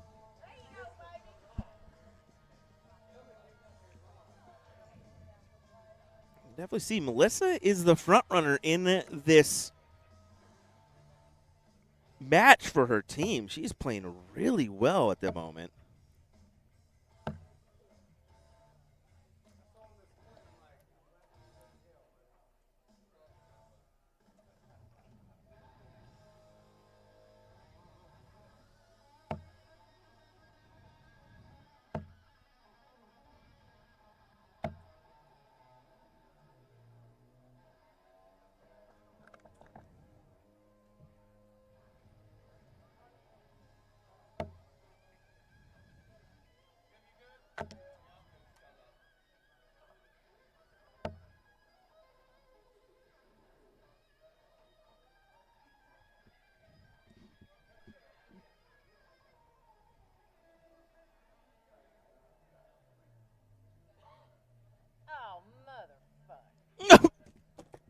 Sandy. Sorry.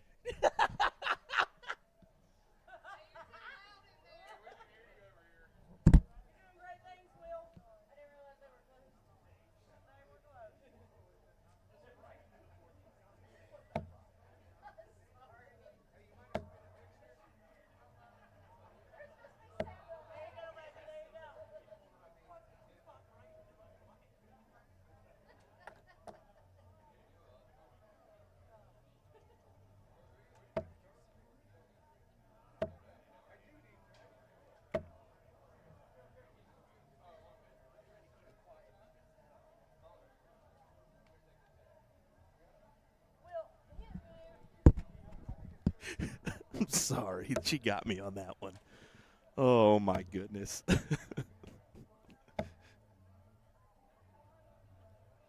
I had to leave the premises for a moment.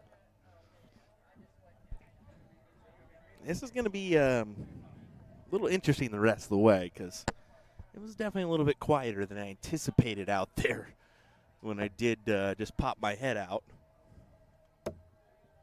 So going to have to keep it a little quiet. I know Sandy definitely heard me chuckle.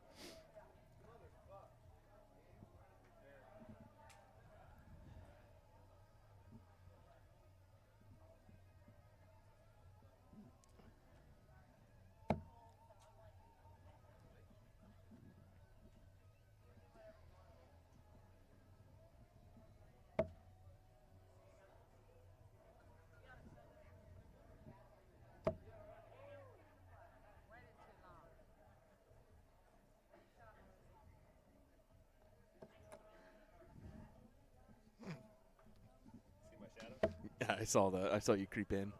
Yep.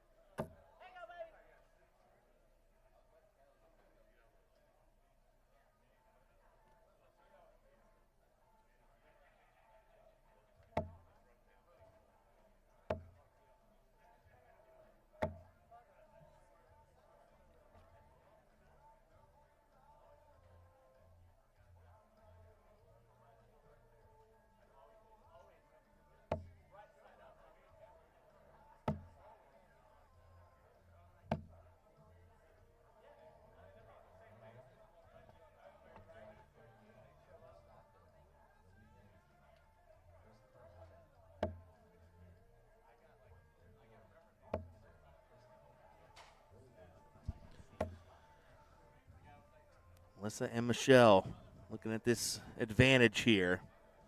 102 plays 72. 30 points their way. Melissa may be tempted to take this close here. That's exactly what she's going to do. 2 16s. There's the close.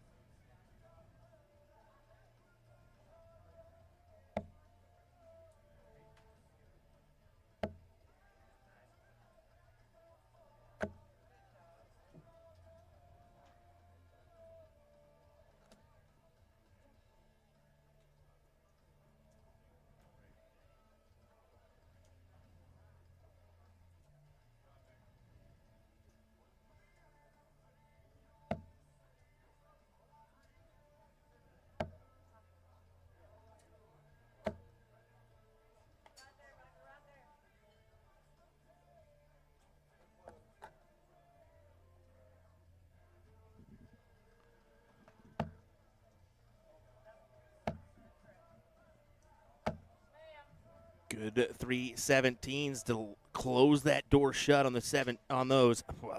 I'm all over the place now on the 17s. Forcing Melissa and Michelle to the bowls. That was their best friend in the last leg. But it seems like the ship and the tide has kind of turned here in favor of Sandy and Laura once again.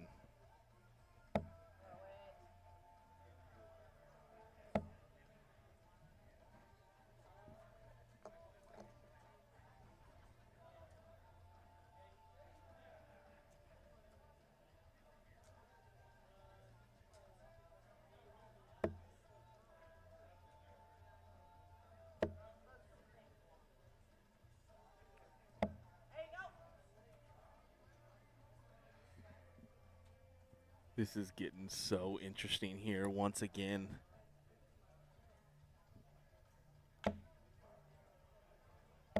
I would not come off that number. Stay on the 15s. Good shot.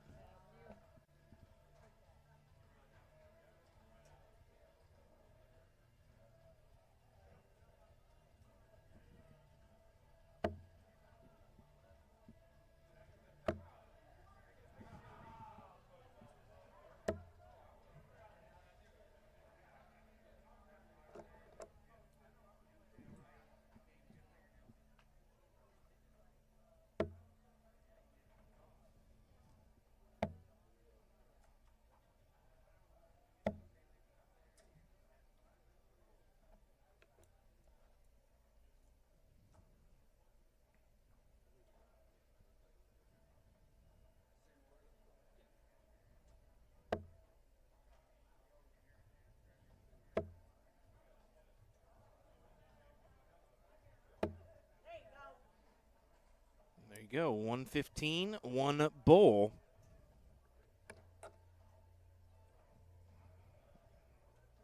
Getting closer to that close on the 15s. And I'd take my first start at the 15 here. You simply have to, ladies. Close out that number. Force them to the bowls.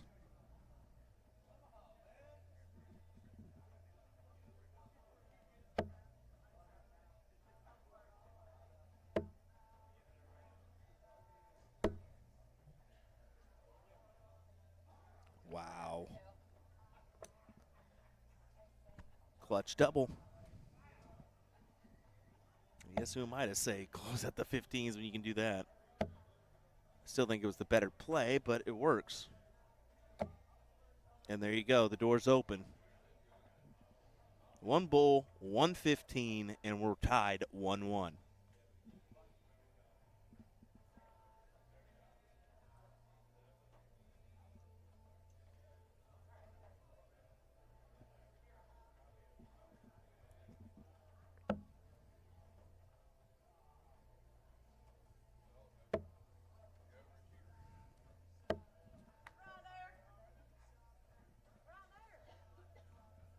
There's the close on the 15, so 3 bowls needed.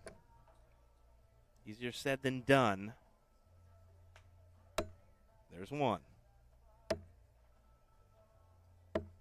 Almost grabs the, the double for the 3. But we'll keep on keeping on.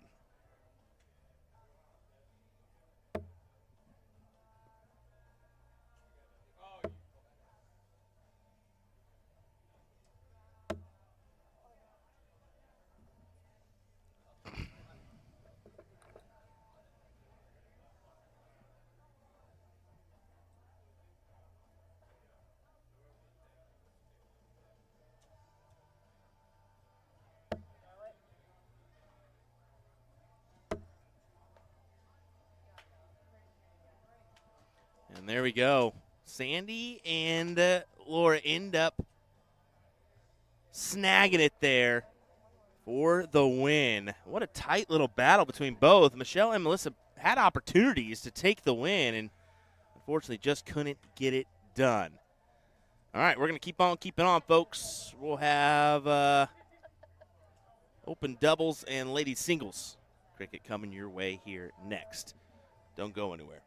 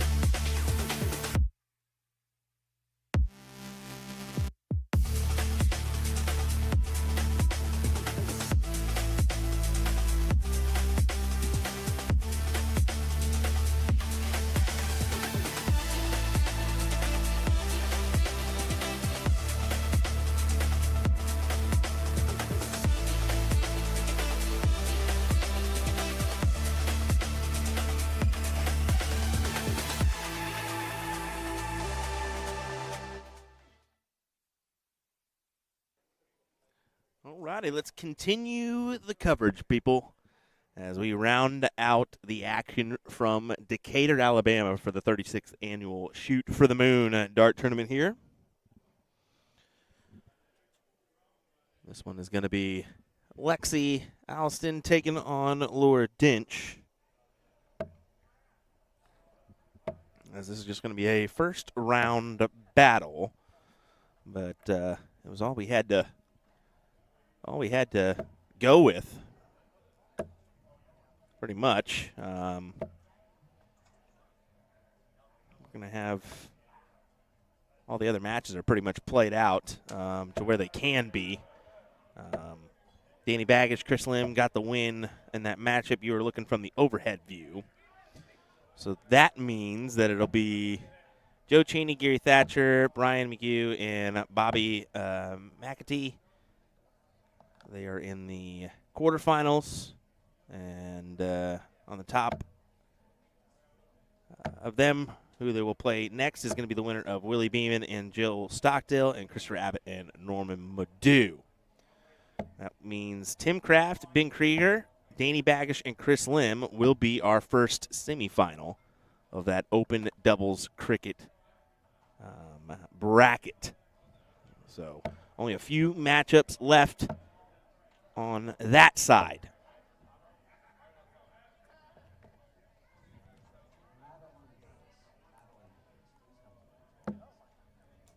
So based on things, it'll be the men inning around, or said around probably 4 is what I'm going to go with. I think the ladies probably closer to 5, if I would guess. That's right in line with what we did last year.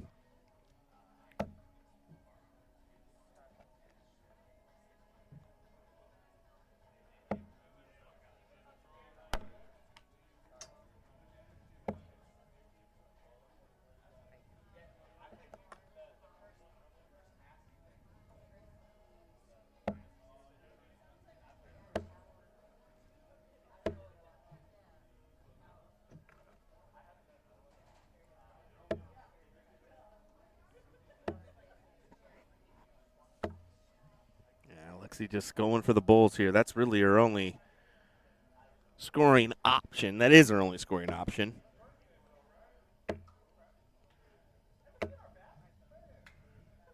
And Laura goes ahead and takes the leg with 2 Bulls there.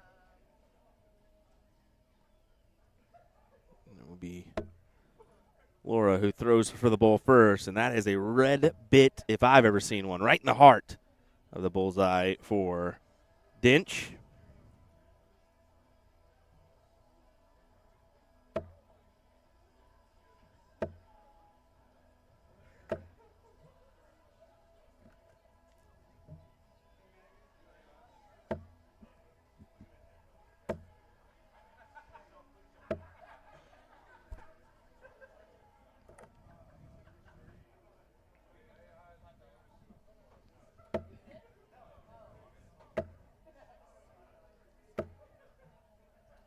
Solo Will, tough, we appreciate it. Yeah, solo this weekend.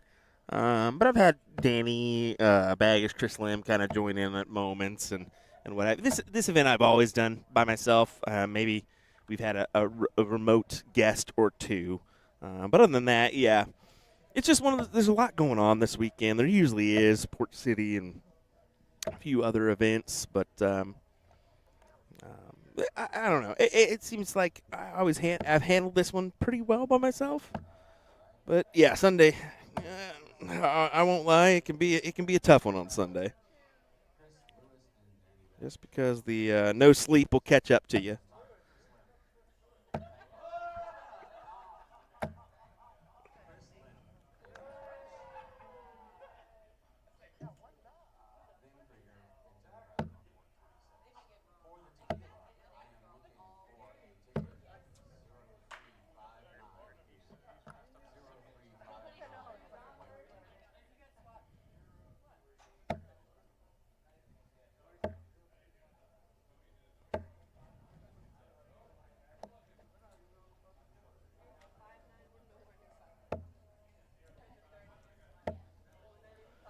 Laura's got this one in the palm of her hand. Throwing pretty well here. 3.4 for the leg.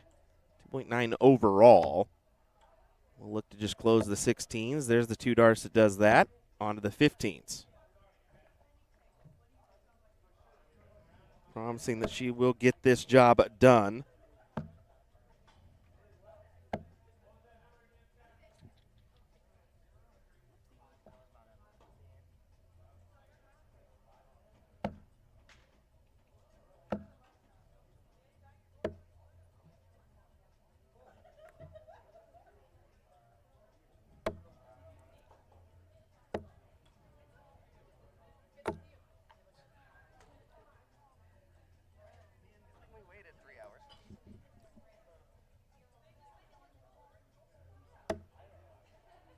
Like I said, you only waited 3 hours. Well, honey, unfortunately, there's nothing you can do about that one.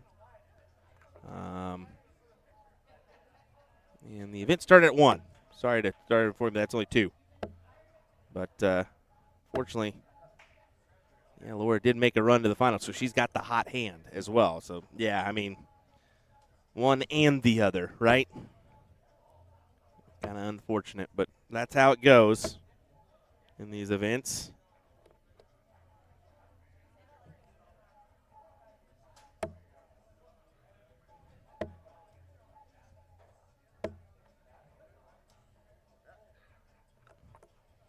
Laura needs 2.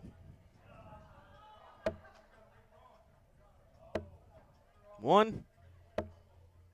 Not quite on the last.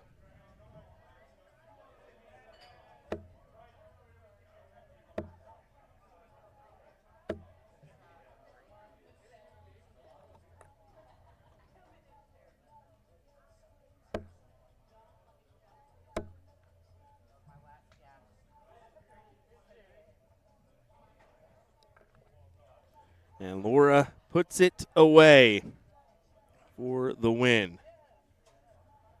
All righty, folks. Let's go ahead and go on over to board number 1. I guess board 29 on the actual score sheet, but we're going to call it board number 1 as we have Sandy Haas and Jessica Steele tied up 0-0. Unfortunately, that semifinal did get called. I don't know why, but it makes more sense for them for us to get the semifinals rather than these opening battles. But however they want to do it, it works.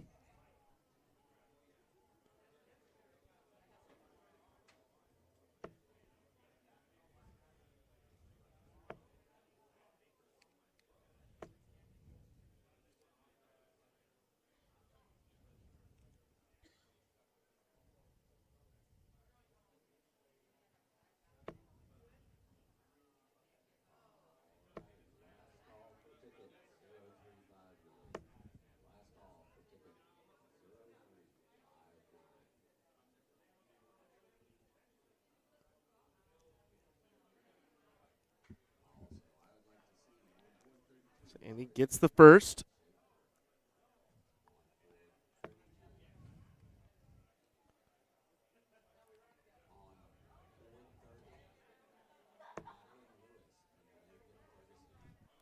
Let me see. Hold on.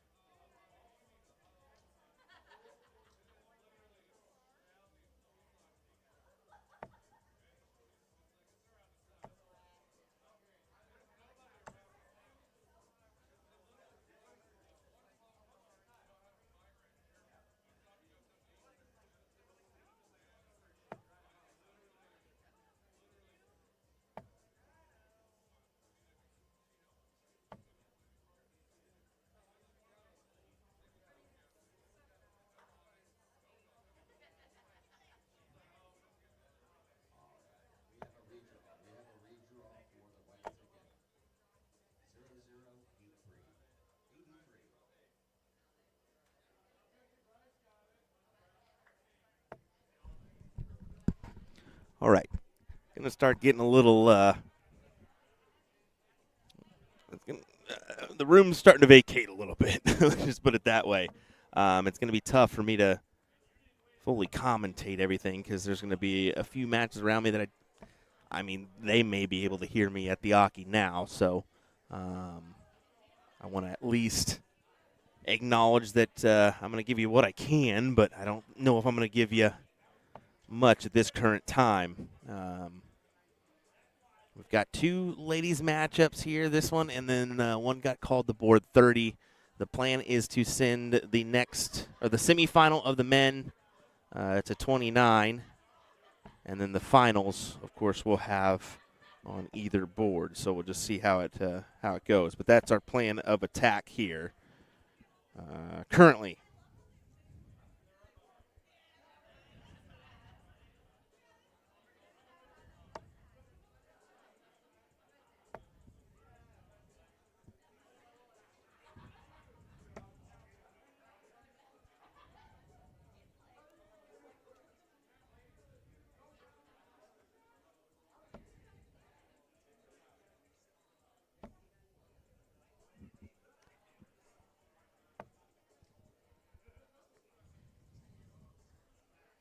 Jessica Steele needs to grab this leg here.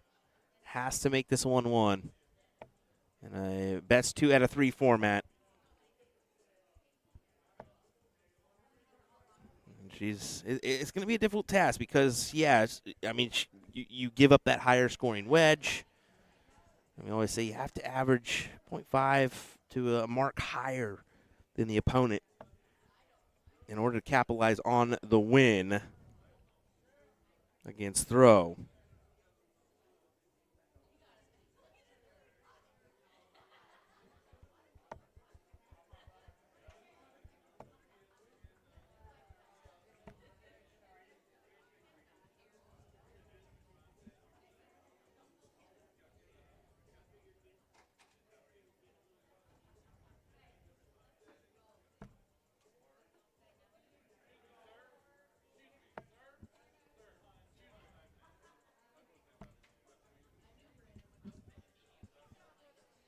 Single-double combo will work for more points.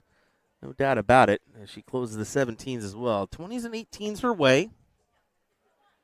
I won't say it's quite set in stone that she's going to grab this win, but it's getting close. Jessica really needs to find a few good rounds here. Maybe hope for a Sandy Haas miss or bagel turn.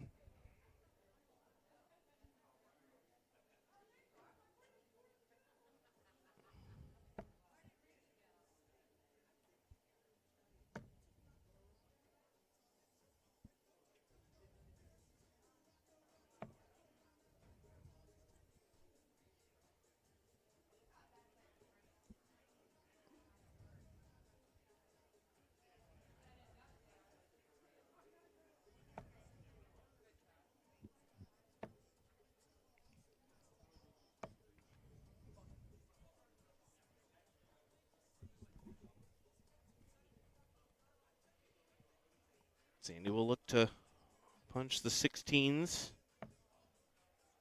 There's 1. There's 2.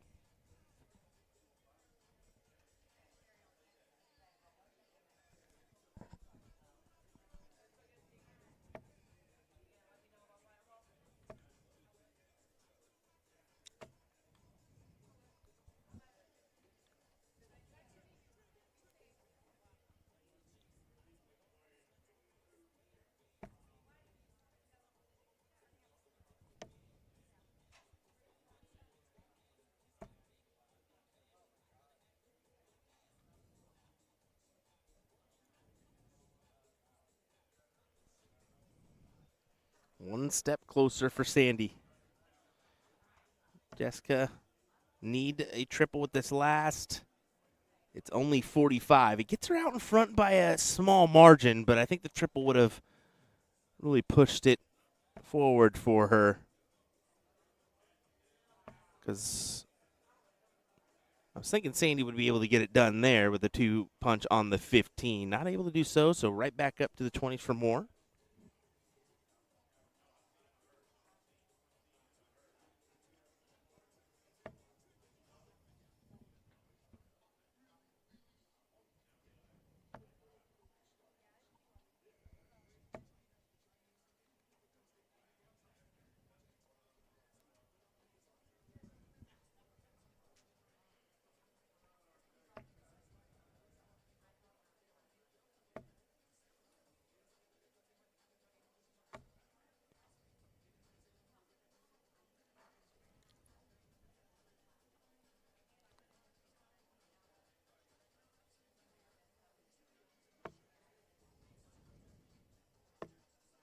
Great double.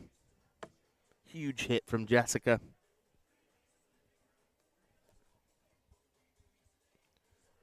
Just unfortunate she couldn't do more with it. Maybe grab another one or two.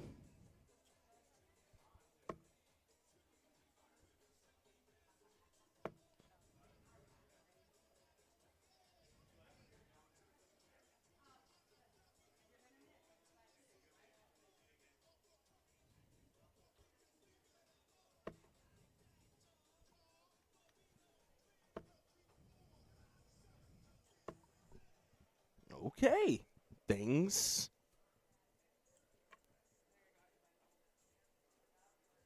Oh, misjudged. I thought she did grab that point margin, but she would have needed the 3.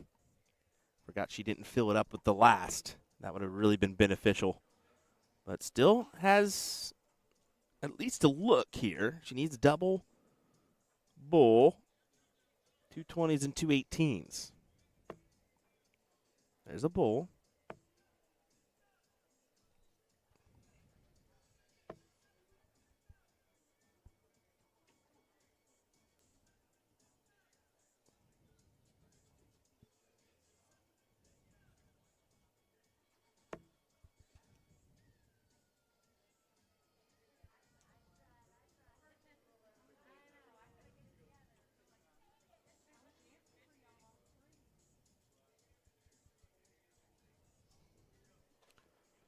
And Sandy puts it away. 2-0 for the win in the last 32 as she will advance into the top 16. We're going to go ahead and take a gander over here at this one as we just get underway with Madeline Lewis and Megan Ferguson. Let me transfer on over. Master scoreboard.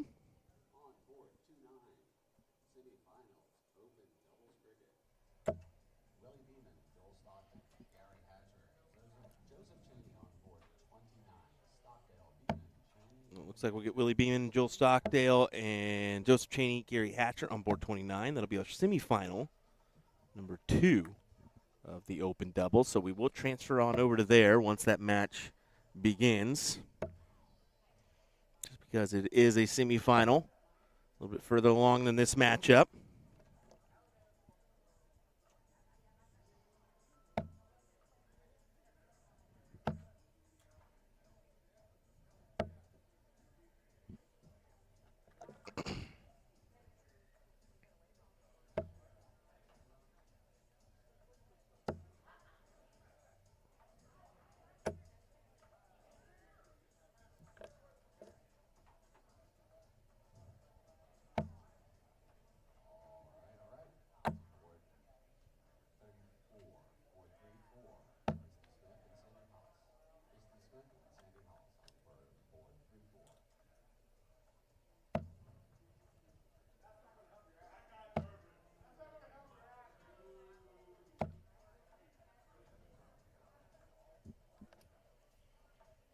Megan looking strong here in this leg so far. 2.7 to a 2.1.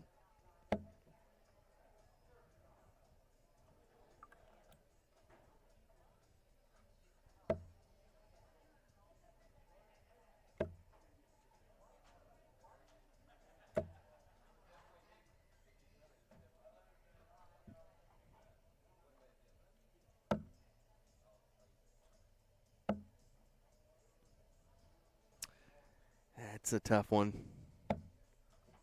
We need to come up with at least something valuable on the turn. Not quite.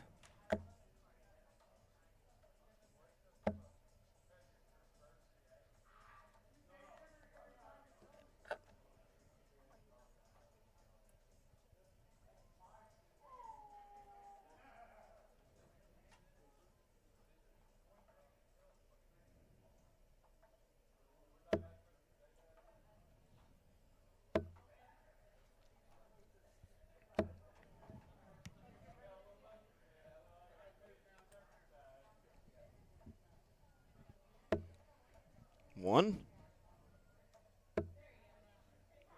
Can she grab the double? No, she drops that third dart low.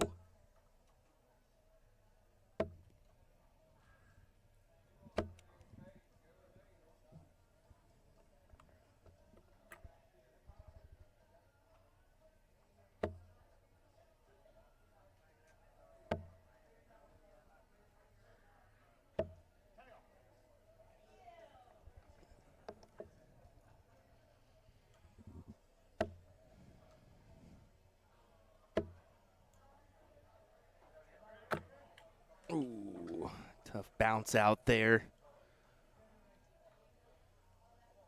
Two would not have been enough to get her the full advantage. It would have been just enough to tie, but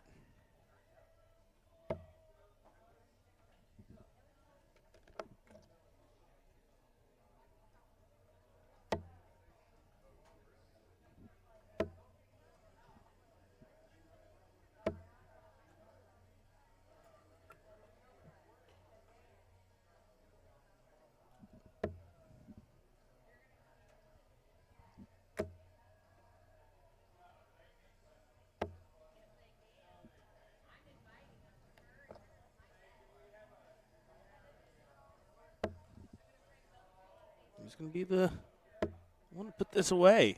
Can Megan do it? Surely she has to.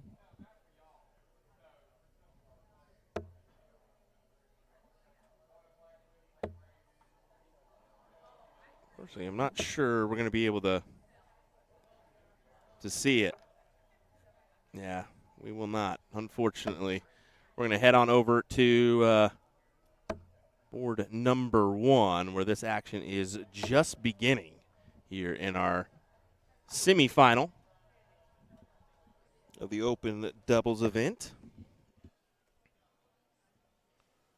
We'll start her up.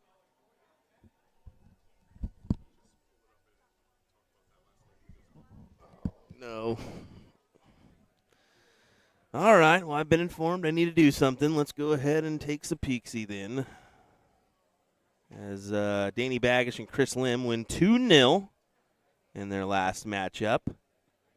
Let's go ahead and just take a look-see here at what they did. Ooh, a little 5-8 action on the board.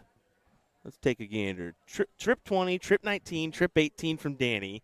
Trip 17, trip 16, trip 15 from Chris. Single bull, single 19 from Danny. He wasn't enough to get the job done. And then Chris came in and saving graced his butt with double bull, single bull for the win. A 12-dart leg? Hello. Was it even a 12 or was it an 11? It was a 12-dart cricket leg, ladies and gentlemen, to get the job done for Danny and Chris, as they will await the winner of this one in our final. Who will it be? Will it be Joe and Gary, or will Willie and Joel be the ones that take them on? Let's find out. Excuse me. I know, right? Just a little bit. I gotta chug this Celsius real quick and then hammer this Lucozade too. Double down on the energy drinks.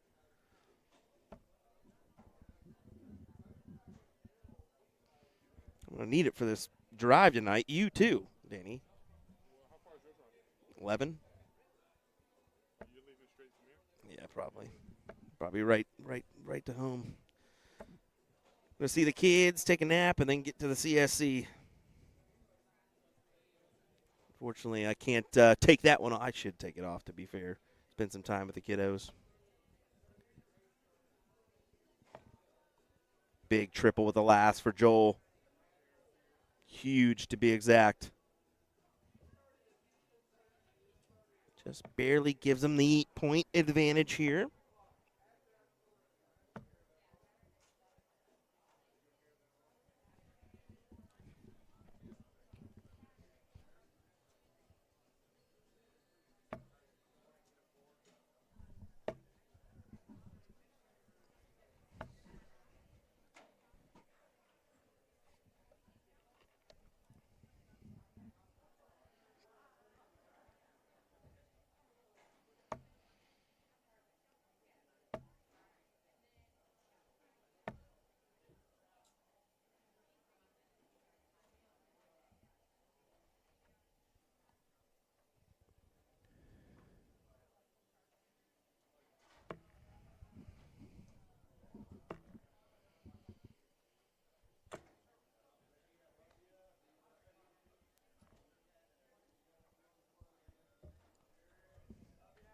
Cheney, 3 bowls needed. There's the double. There's the single to grab the leg with a 3.7 average overall.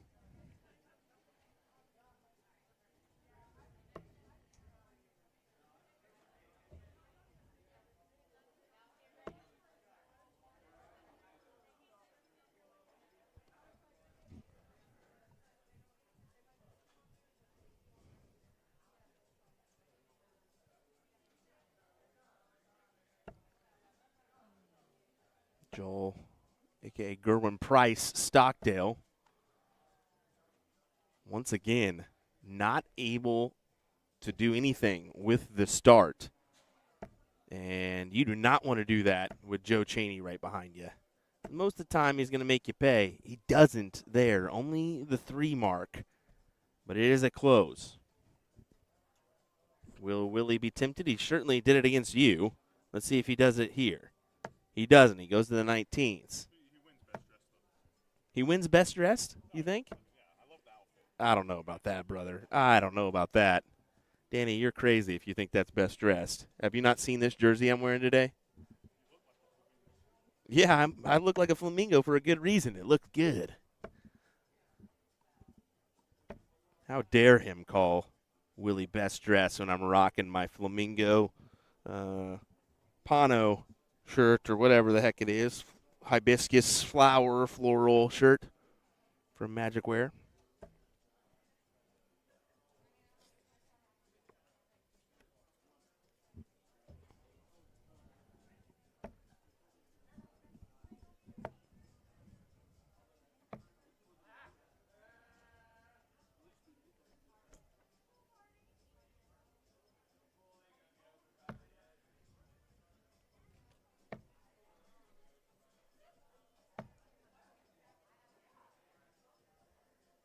They have the point advantage, but the 3 houses are the way of Gary and Joe. This should be favorable for Gary and Joe here to get this job done.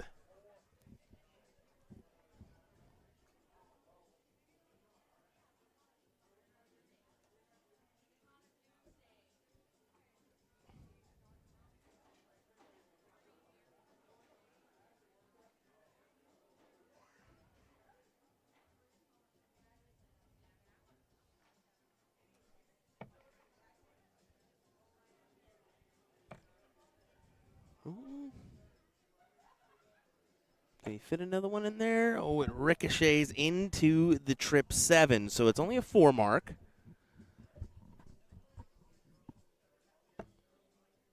Single dart at the 16, and he closes.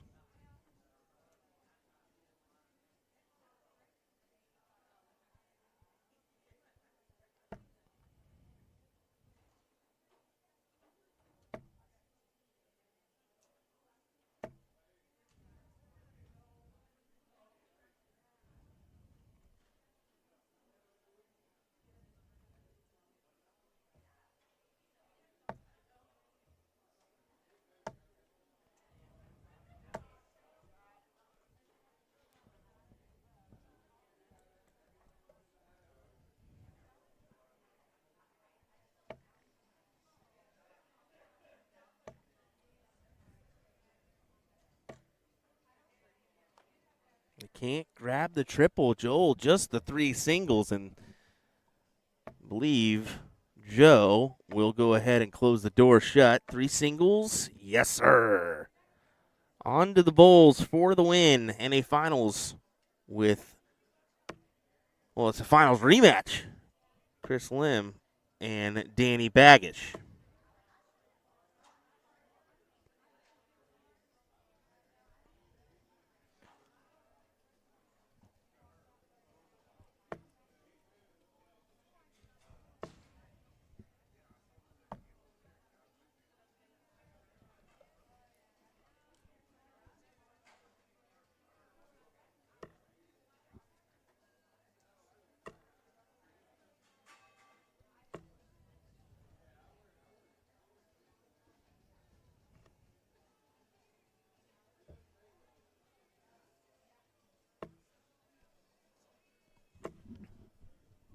1, 2.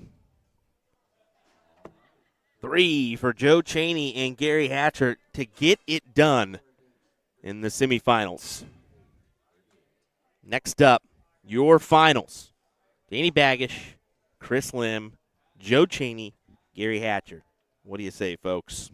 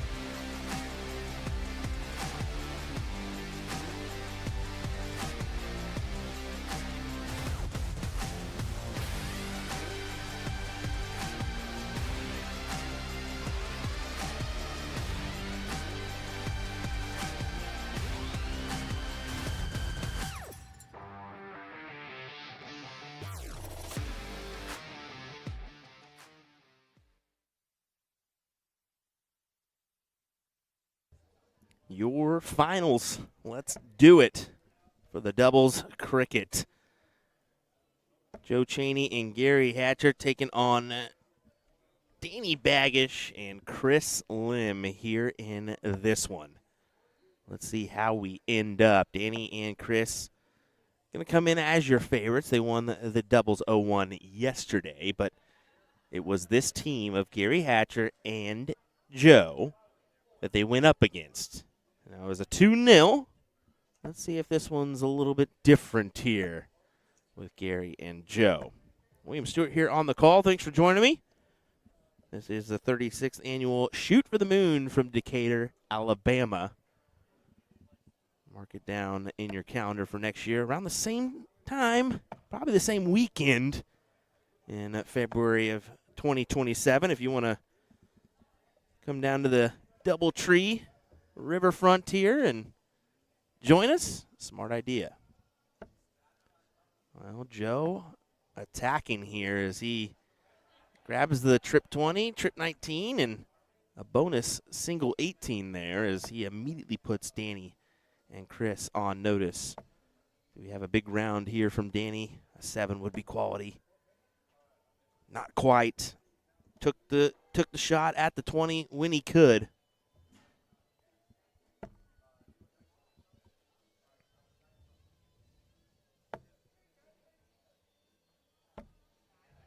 Now the room is starting to vacate. There's only a few matches going on. I believe those are the matches behind us that you can see. That's all that's left in our brackets. They are in the process of tearing down the hall on the opposite end. Takes an armory to get everything done.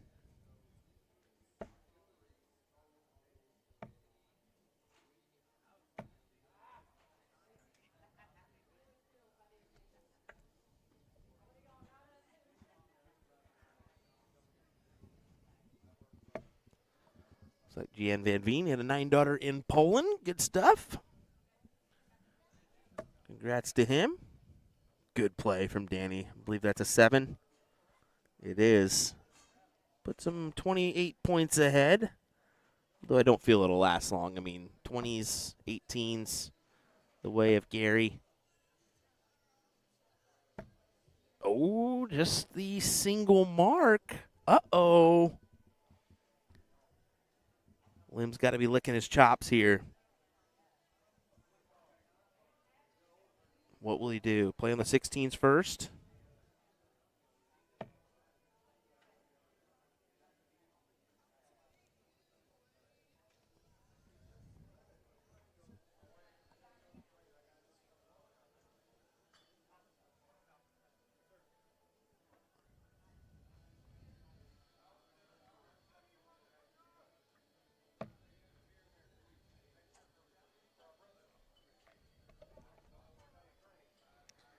That is not the ideal round at the board for Chris. He pretty much just handed it right back on over to Joe and Gary. And, yeah, they'll take their swing. Danny, do you have to fill it up? 3 houses against you. I feel like that's your only option is the 15s.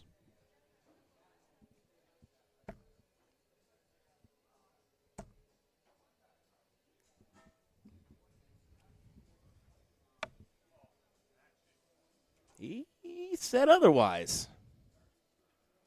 He took his shot. I mean, 168, 160, he did have the points, but I don't know. I would have wanted more 15s. I would have wanted some more points on the board myself. But coulda, shoulda, woulda. That's closed. On to the Bulls.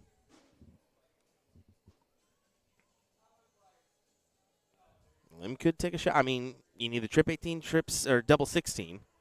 He's thinking about it now.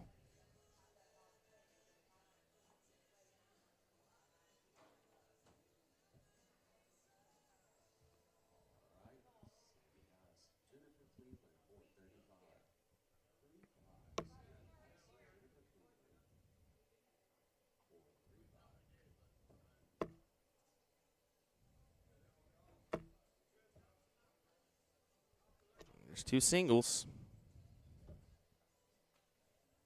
See if Cheney goes ahead and attacks Bull here. He elected to. Now over the 18s. Maybe? Tight-knit strategy here for these guys.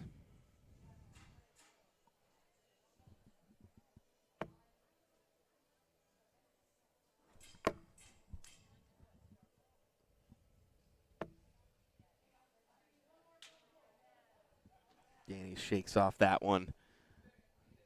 Unfortunate second dart as it ends up on the ground.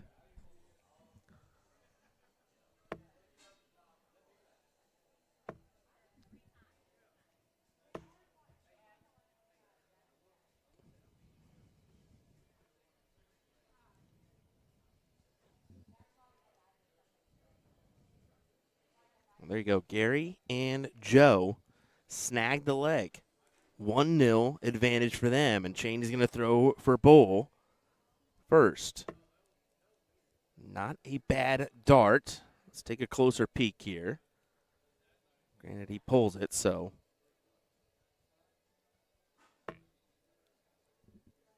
We'll go again.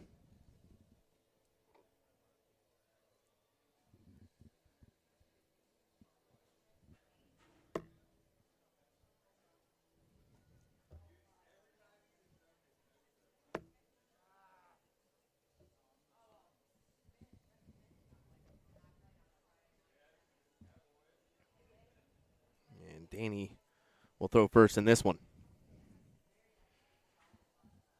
Got 2 top 8 matches going on. Sandy Haas, Jennifer Cleveland. That just started. Laura Dinch and Brittany Sutton. 1-0 Laura currently. As you can see, those 2 matches going on in the view of the player camera here.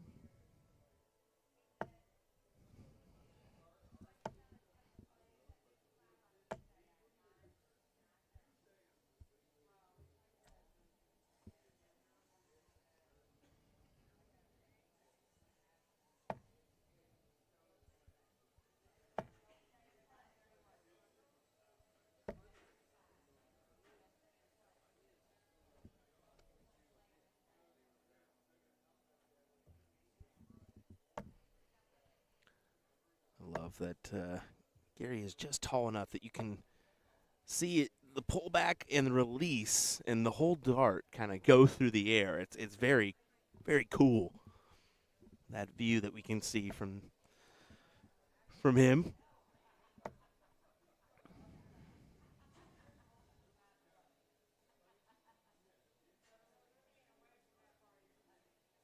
I don't know what caught Danny's eye there. I don't know if it's just some movement or what, but definitely something threw him off just a touch.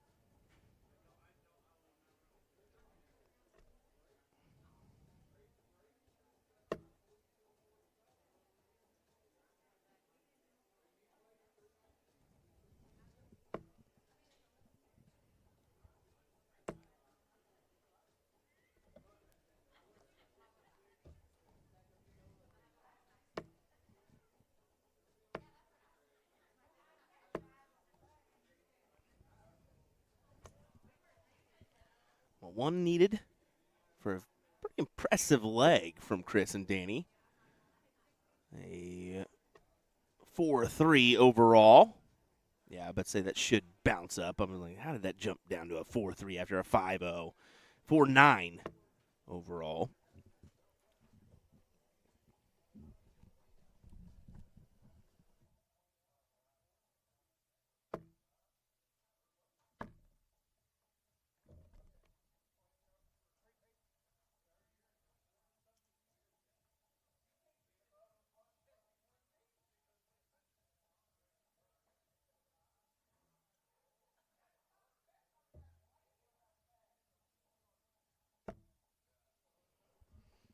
As you can see, Cheney gets the start, and that could be big here. Sneaks in the big triple 20 with the last. Huge dart, huge last dart for Cheney. Now Baggish gets a similar 5 mark.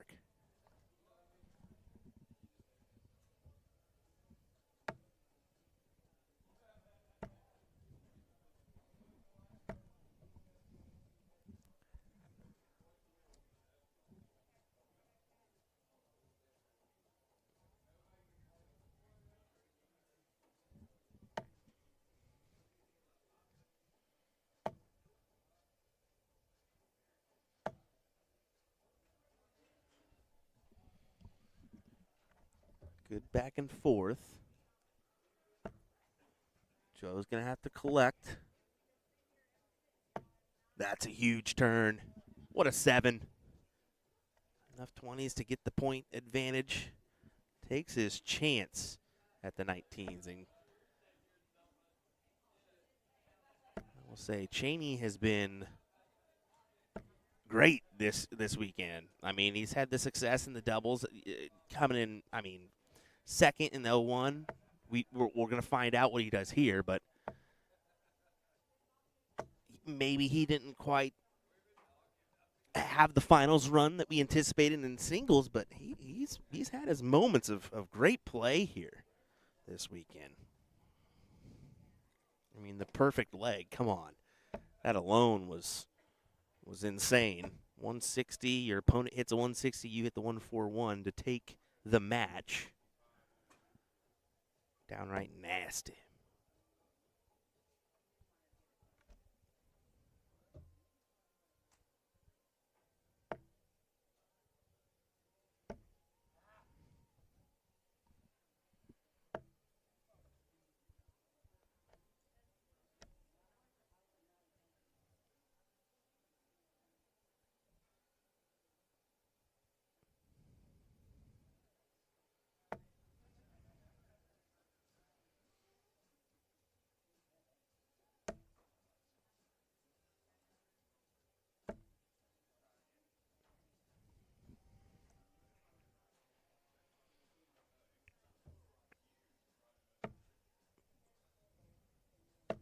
Good triple from Gary.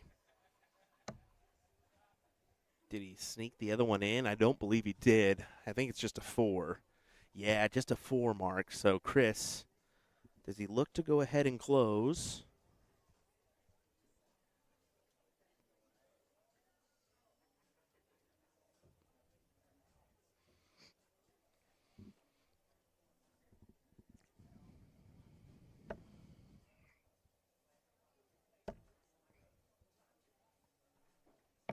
Yeah, what a shot. That's huge.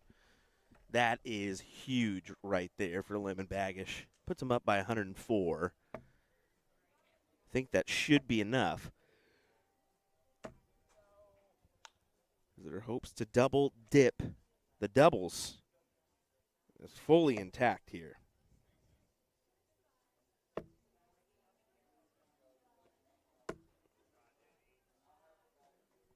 And there it is. Danny Baggish and Chris Lim pull off the double dip in Decatur. Great stuff from those two gentlemen.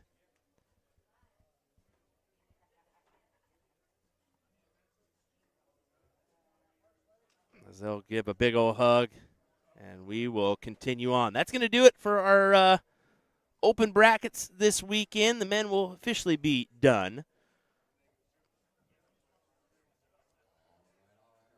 As we're going to get the ladies, I believe, semifinal coming up here in just a moment.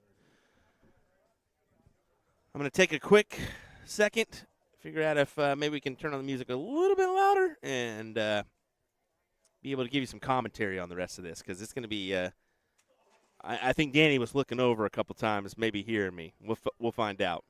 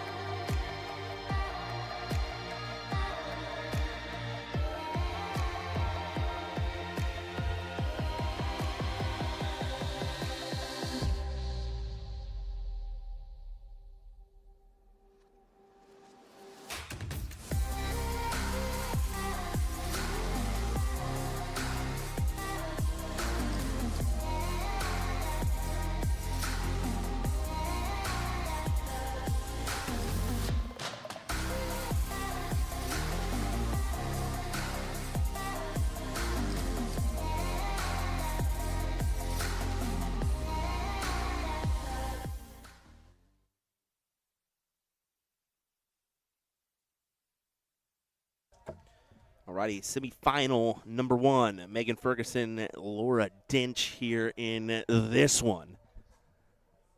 I'll be a little cautious of my voice here, so I don't want to be too aggressive, as I've kind of stated a couple times here before. Definitely don't want these ladies hearing me. But this should be a good matchup. Megan's been a tough competitor all weekend, especially in the mixed triples event, where she did well there with her partners Alex Bellman and Mason Taylor. I think it was a top 4 finish there. Laura Dinch, though, on the other hand, she's on one currently. She's had a couple good matches so far in this bracket. Also pulled off the win today with Sandy Haas in that doubles event. Last year, she did win the singles 501, 5-1 over Stacy Tulloch. That's an individual I haven't seen this year. Stacy, I wonder what she's up to, and why she didn't make the trek down here. But let's see if she can pull off the win here in this one. Of course, last year, Melissa Wright beat Sandy Haas 2-1 to claim her win. So definitely going to have a new winner this year, as Melissa. I saw her a couple. I don't know how far, if she even played, if she made it far in brackets. We didn't see her one time on stream, so interested if she even played this weekend.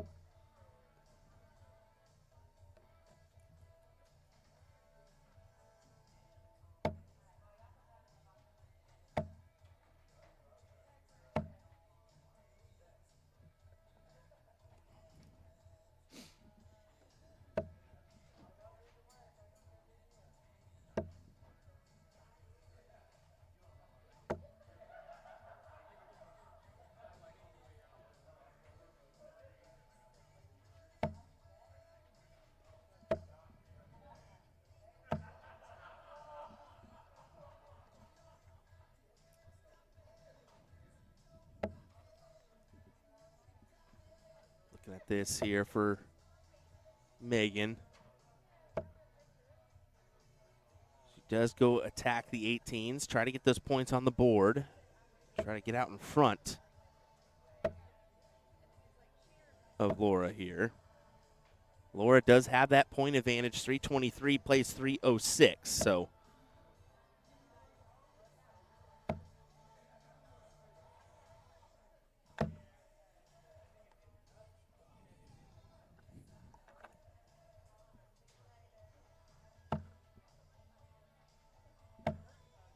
Laura goes ahead and sticks to the 19s here.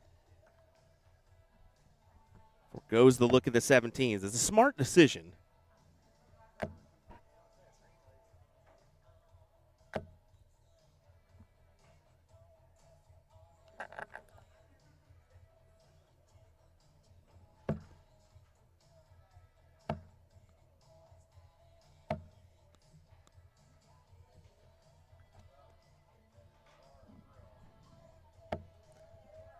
Kudos to the tournament staff. It looked like you didn't have to say anything. One came over and kind of just stood next to the booth, see if he could hear me, and then I think they cranked it up just a little bit without me even saying anything. Kudos to the tournament staff once again. They do an amazing job here at Shoot for the Moon. They really push things along quickly. But not only that, they're very aware of what's going on and helpful. I mean, they're always keeping an eye on the stream. If we need anything, good. But they're very good about that.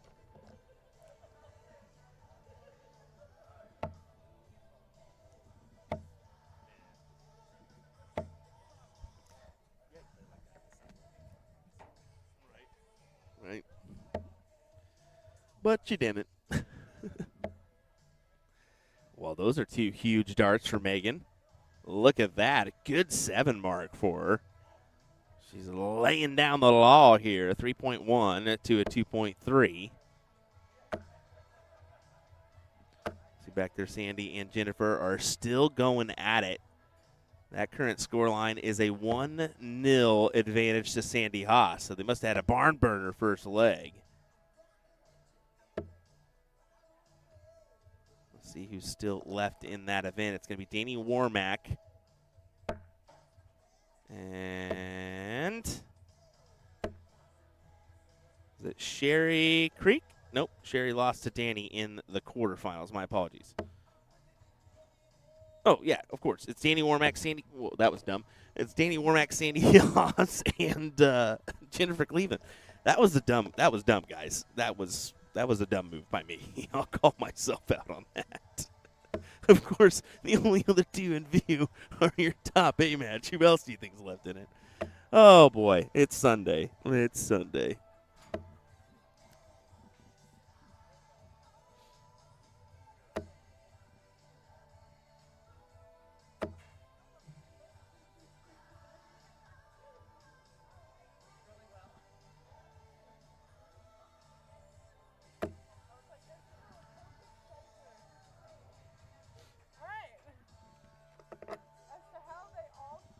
That was a great diddle between those two.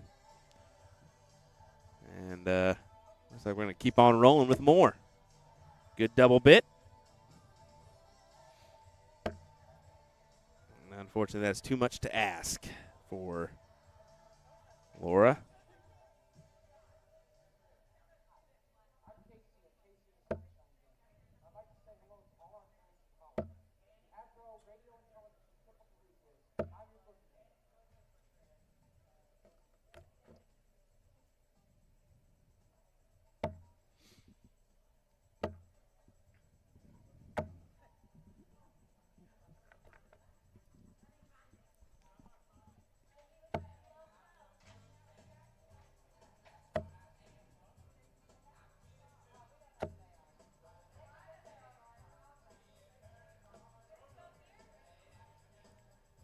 Well, Laura, got to find a close on the 18s, get some points on the board.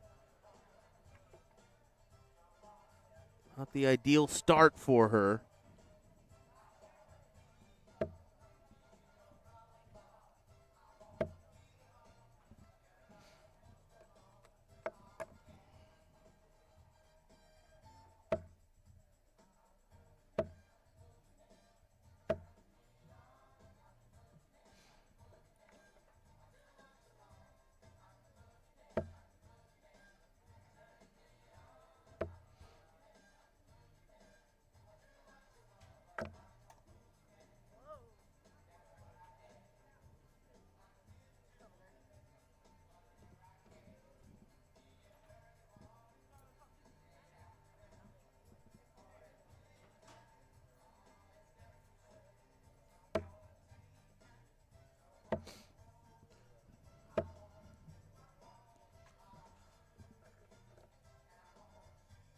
Play from Laura. Go ahead and take away those 20s in that situation.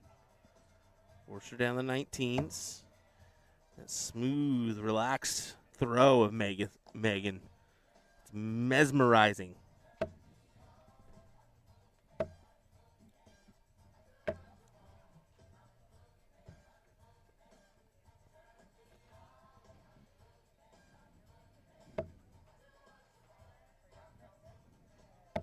Beauty close.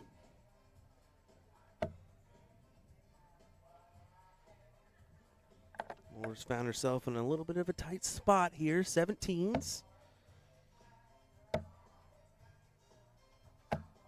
Oh no, just two?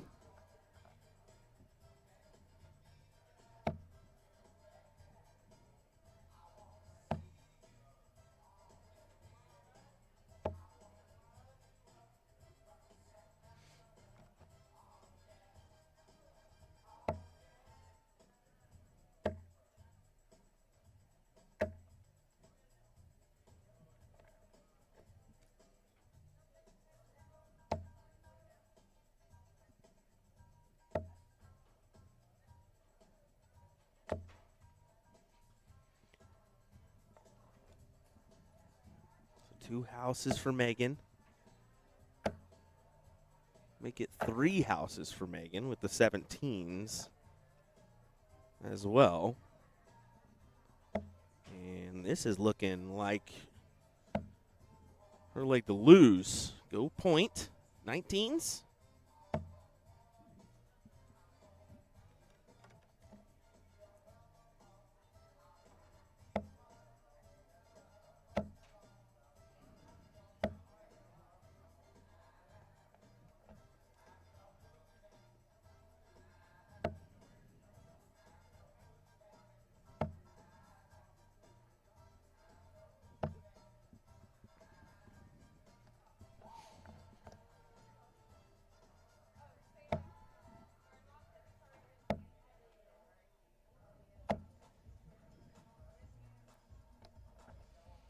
Sandy Haas gets the win over Jennifer Cleveland 2-0.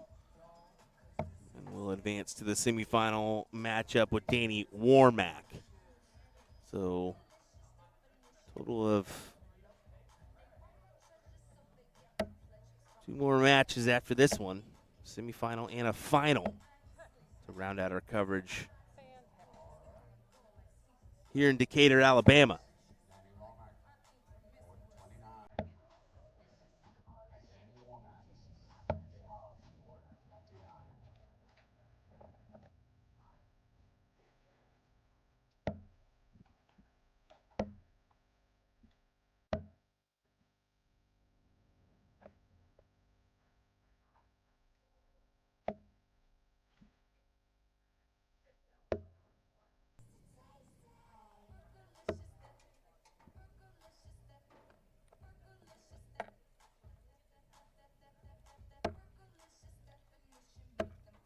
Megan now needs just the 2 bowls for a finals berth here in Decatur, Alabama at Shoot for the Moon. There's one.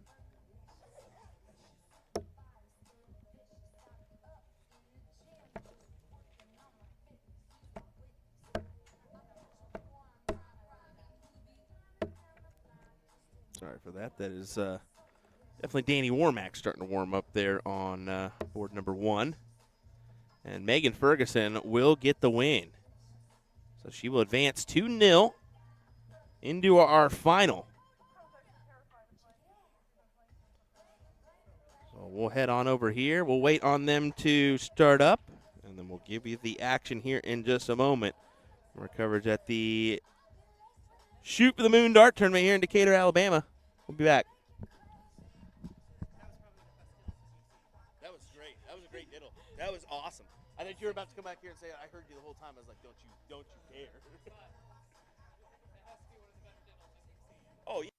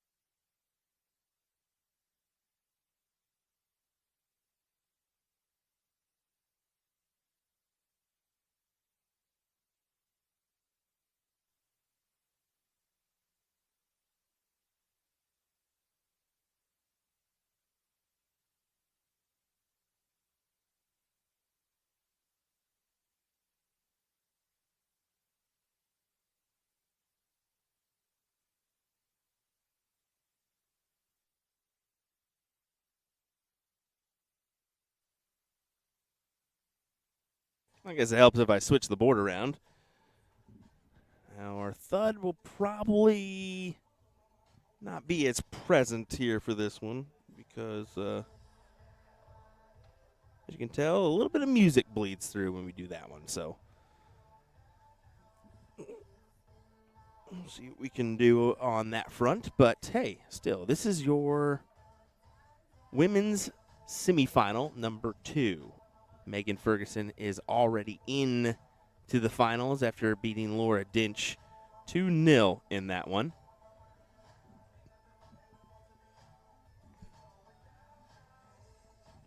So now it'll be these two lovely ladies, and Danny Warmack and Sandy Haas.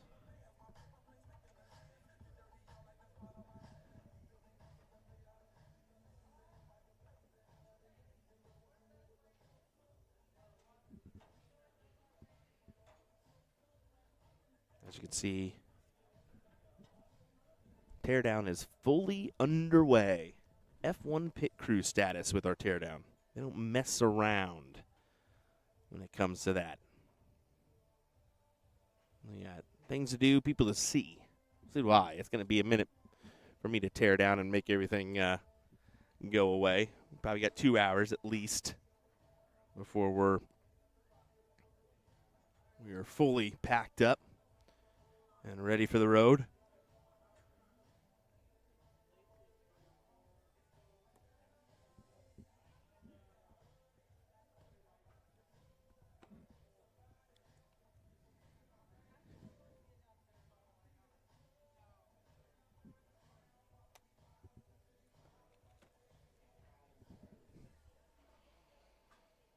See Sandy or Danny having a little laugh there.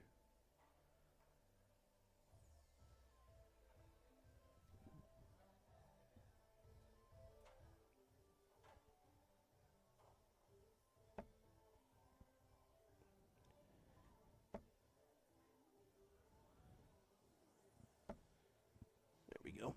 Make a little adjustment. Hopefully give you some of those thuds we're used to.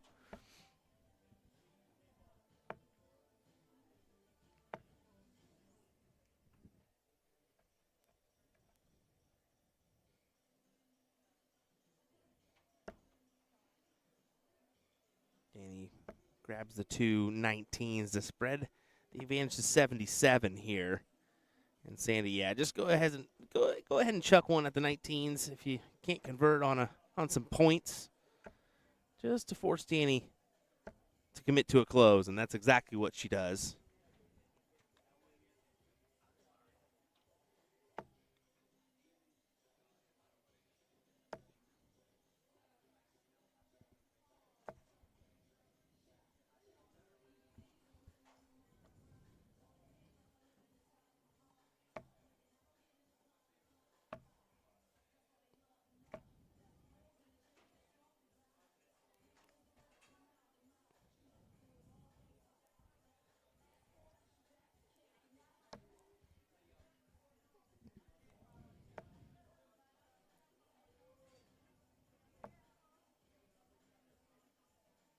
That'll certainly help.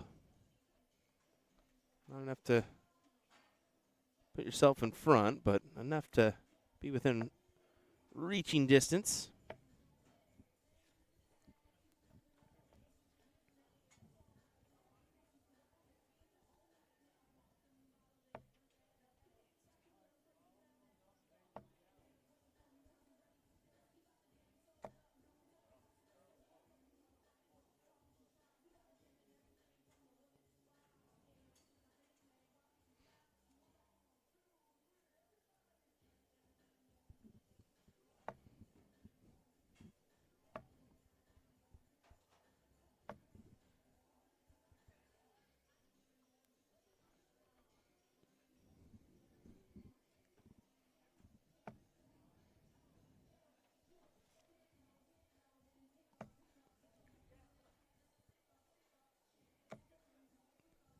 Three big 16s. Now 16s against 15s here.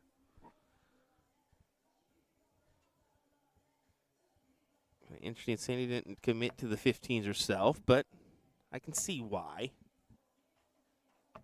And Danny doesn't come up with anything. That hurts.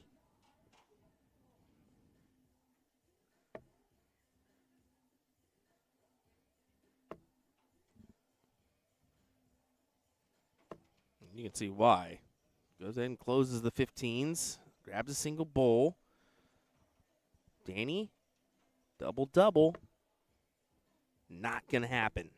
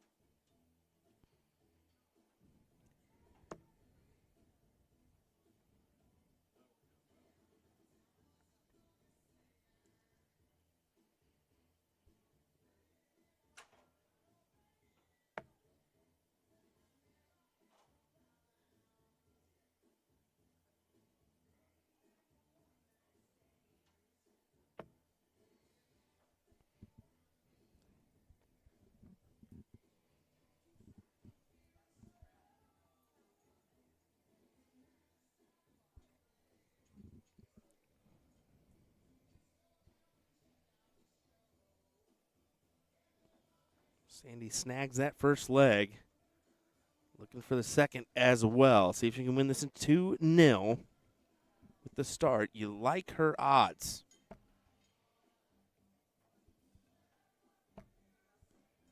Look at Cheney back there getting it. That's a clip in its own. That guy can dance? Hello.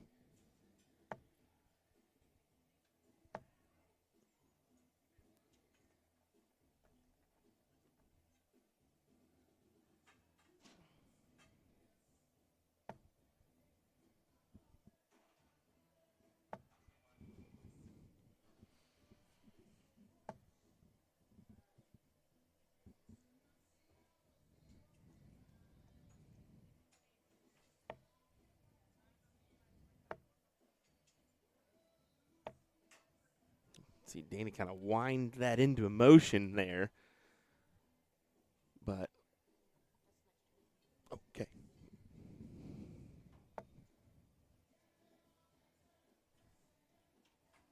Looks like February 18th through the 21st, 2027 will be our dates for next year. Yep, I was right in the same weekend. Blind draw on the Thursday, the 18th, before...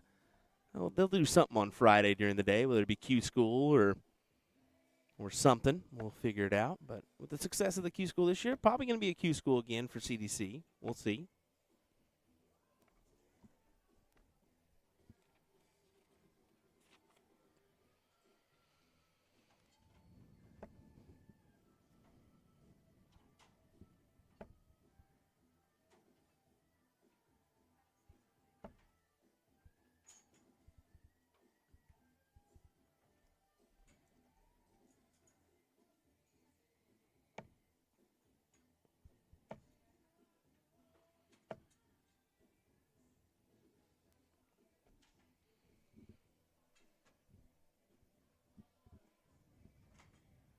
This is in the hands of Sandy. She has done the work here. Big triple 20. And right down to the 16s to try to take those. She's got the 4-house lead, and all of them are the big wedges.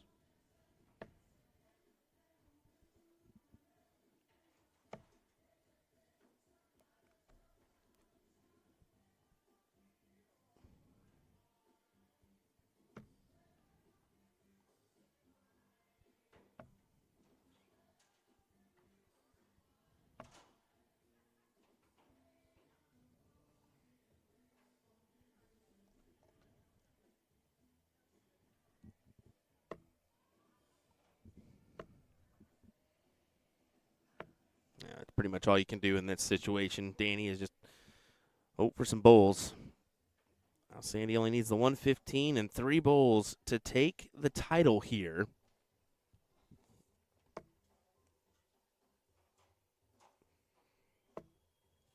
Kind of one up in the runner-up position she did last year in this event. Losing to Melissa Wright 2-1.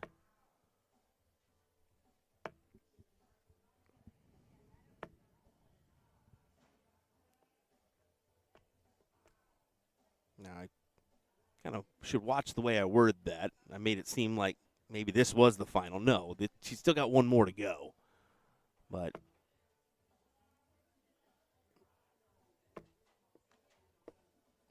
she'll feel confident in her skills coming up. That was a pretty dominant win, especially with, what did she average? Probably a 3-2 maybe there, 3-2. Now, Megan Ferguson's going to be a tough competitor, but we should be in for a good final. What do you say, folks? These two lovely ladies, and Sandy Haas and Megan Ferguson, will be up with our last matchup of the weekend here in just a moment. We'll throw on some tunes. We'll be right back.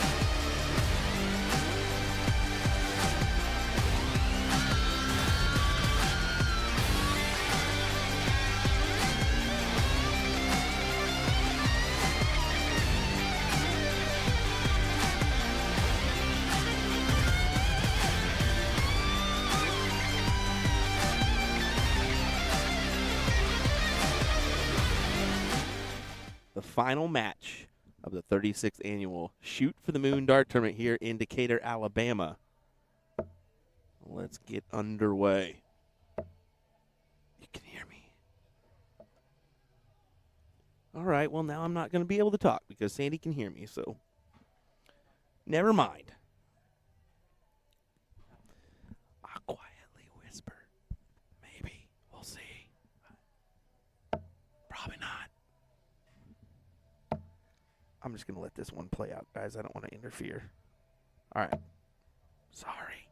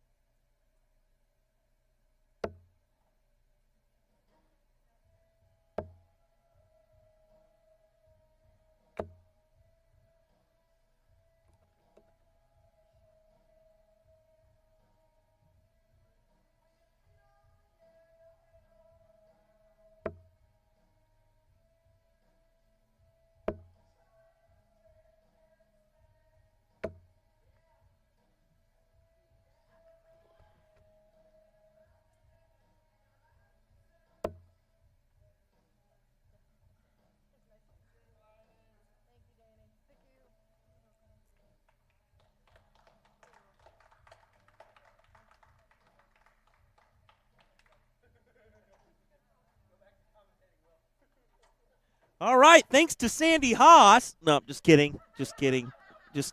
Sorry, just kidding. Glad we were able to at least watch this final here. I didn't want to interrupt, so I can't blame the ladies for telling me, hey, keep it quiet down here. So that's going to do it for us for this weekend's coverage of the Shoot for the Moon Dart Tournament here in Decatur, Alabama. Thanks for joining us, folks. We appreciate it. One final shout-out to some of our sponsors for this event. Of course, we're going to do this in memory of Elena, who was a founding member of the Rocket City Dart Association. Thank you. We'll just say thank you, because we want to be here without you, ma'am. Limestone Leather, we want to give a big shout-out to Ingram Residential Services, LLC. And don't forget to save the date for the 5th Darts Against Dementia Tournament, May 29th through the 31st at the Knoxville Elks Lodge. So join us there. All righty, folks, thanks for joining us. We appreciate it. Next up for us will be the CSC Challenger Series on Monday and Wednesday, and then more to come after that. Take care, folks. We'll see you next time.